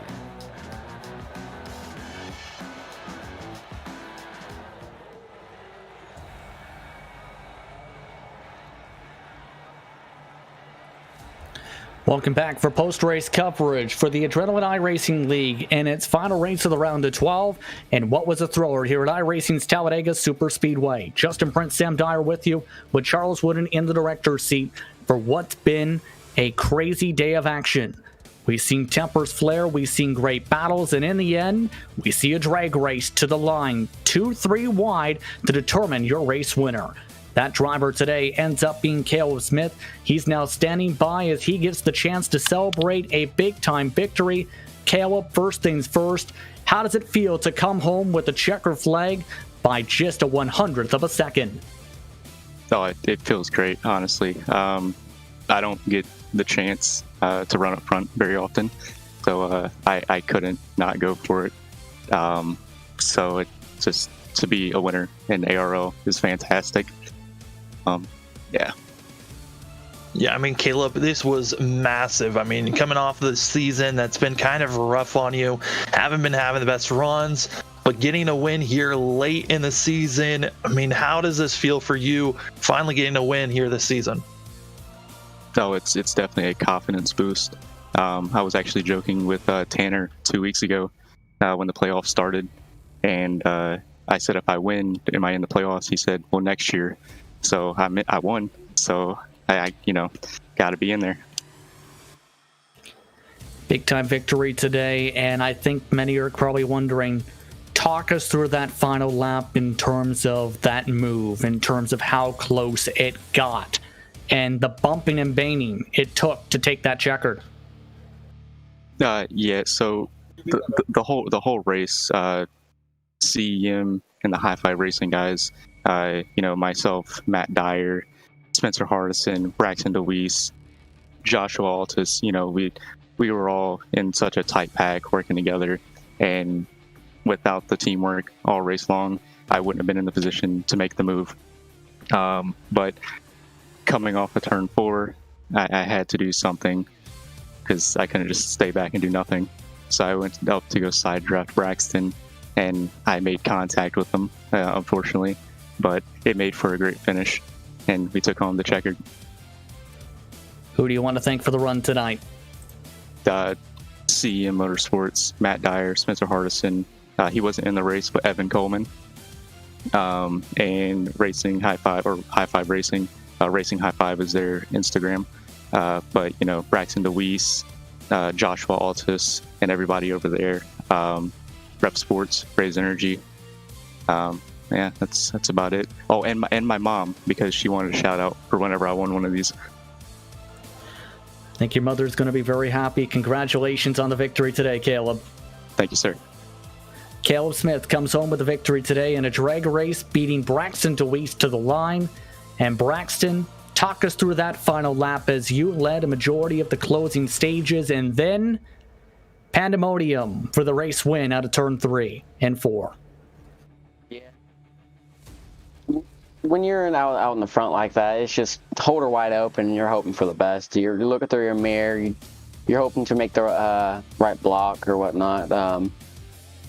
I didn't really know that there was a lane, like there was enough room between Shane and me. If I would have known that, I probably would have went up a little bit, and Caleb probably wouldn't have had the chance to be able to go through that gap. That's probably something I would have done. I'm a little frustrated because if I would have won, it would be my 5th straight league win, like out of all my leagues that I've done so far. So, I mean, I'm happy with 2nd place, but still frustrated to lose by that much in the circumstance that I was in. But 1st last week, 2nd this week. I mean, I can't complain, but it is what it is. Yeah, I mean, Braxton, you just seem to be, with this new aero package, you just know how to be up front and do so well. What is it about this new package that you just seem to be up front all the time? Well, it's the pit stops is what really sets everybody apart. It's you really have to push on the pit stop to make sure you get in at a good speed. You're not laying back too much. You get in there and it's like, you get in there and you're like, all right, that was good. And you know, you just want to check all them boxes that you have checked. Getting on pit road, getting on it within the speed limit, but also fast enough. Getting your pit box quick, but also braking quick. Just getting out, not spinning your tires, getting out of pit road, just all them things. You just try to check them one by one as you go through it. So really try to work on that, and you know, any race, but especially with this aero package, with it being single file, it's really important to get that good pit stop and to get on and off pit road to get up in the lead. On that note, anyone you want to thank for your run tonight? Yeah, I want to thank everybody that tunes in and supports me, the family, friends, supporters. Also want to thank the sponsors for the 15 car. I want to thank Zimmerman Concrete, Ron's Pizza, Bennett's Publical, Ravenwood Enterprise, Scott Martin, Jeff Schmidt, NASCAR Technical Institute, Blaze Designs for that beautiful paint scheme, but also King Grand Paints also makes paint schemes for High Five Racing. They look great as well. I want to thank you guys for broadcasting. Look forward to going back seeing the ending there. It's going to be heartbreaking, but it's also nonetheless still a great finish. I want to thank High Five for letting me drive the 15 car. I want to thank Titan and Looseoff for being the team sponsor. Congratulations on the run tonight once more, Braxton. Thank you. Braxton DeWeese coming home in 2nd tonight. Eric Stamp is the driver who comes home in 3rd after starting from the pole and leading a good 3rd of this race early on. Eric, talk us through your night. Start from the pole. I knew qualifying up front was going to be one of the most important things, just because once you get out there, you can just hold your spot, and with the bubble the way it is, you can really throw blocks when you need to. Unfortunately, first green flag pit stops, Trent Jump, teammate, and I, we blew our pit entry and got held for 40 seconds, and that kind of put us in the back for the rest of the race. But thankfully, we were able to come back and get a top 3. Yeah, I mean, Eric, it just seemed like early on in this race, before that pit stop incident, you just looked so good up front. There was just a comfortable feeling.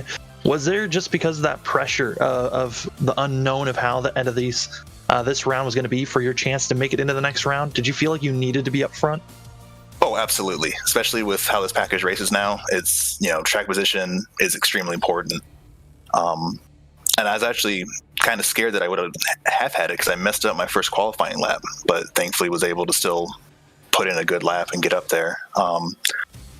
And as far as, making it the next round goes, I knew I was on the bubble, but I knew if I just, I've always been solid at these plate tracks as long as I didn't get wrecked out. So I just knew I had to do my thing, and it worked out. Anyone you want to thank for the run tonight? I'd like to thank Tanner for throwing ALRL together. Another fun Sunday night. I look forward to doing more of these down the road, and just got to thank the boss man for making this all possible. Congratulations once more on the run tonight, Eric. Thank you.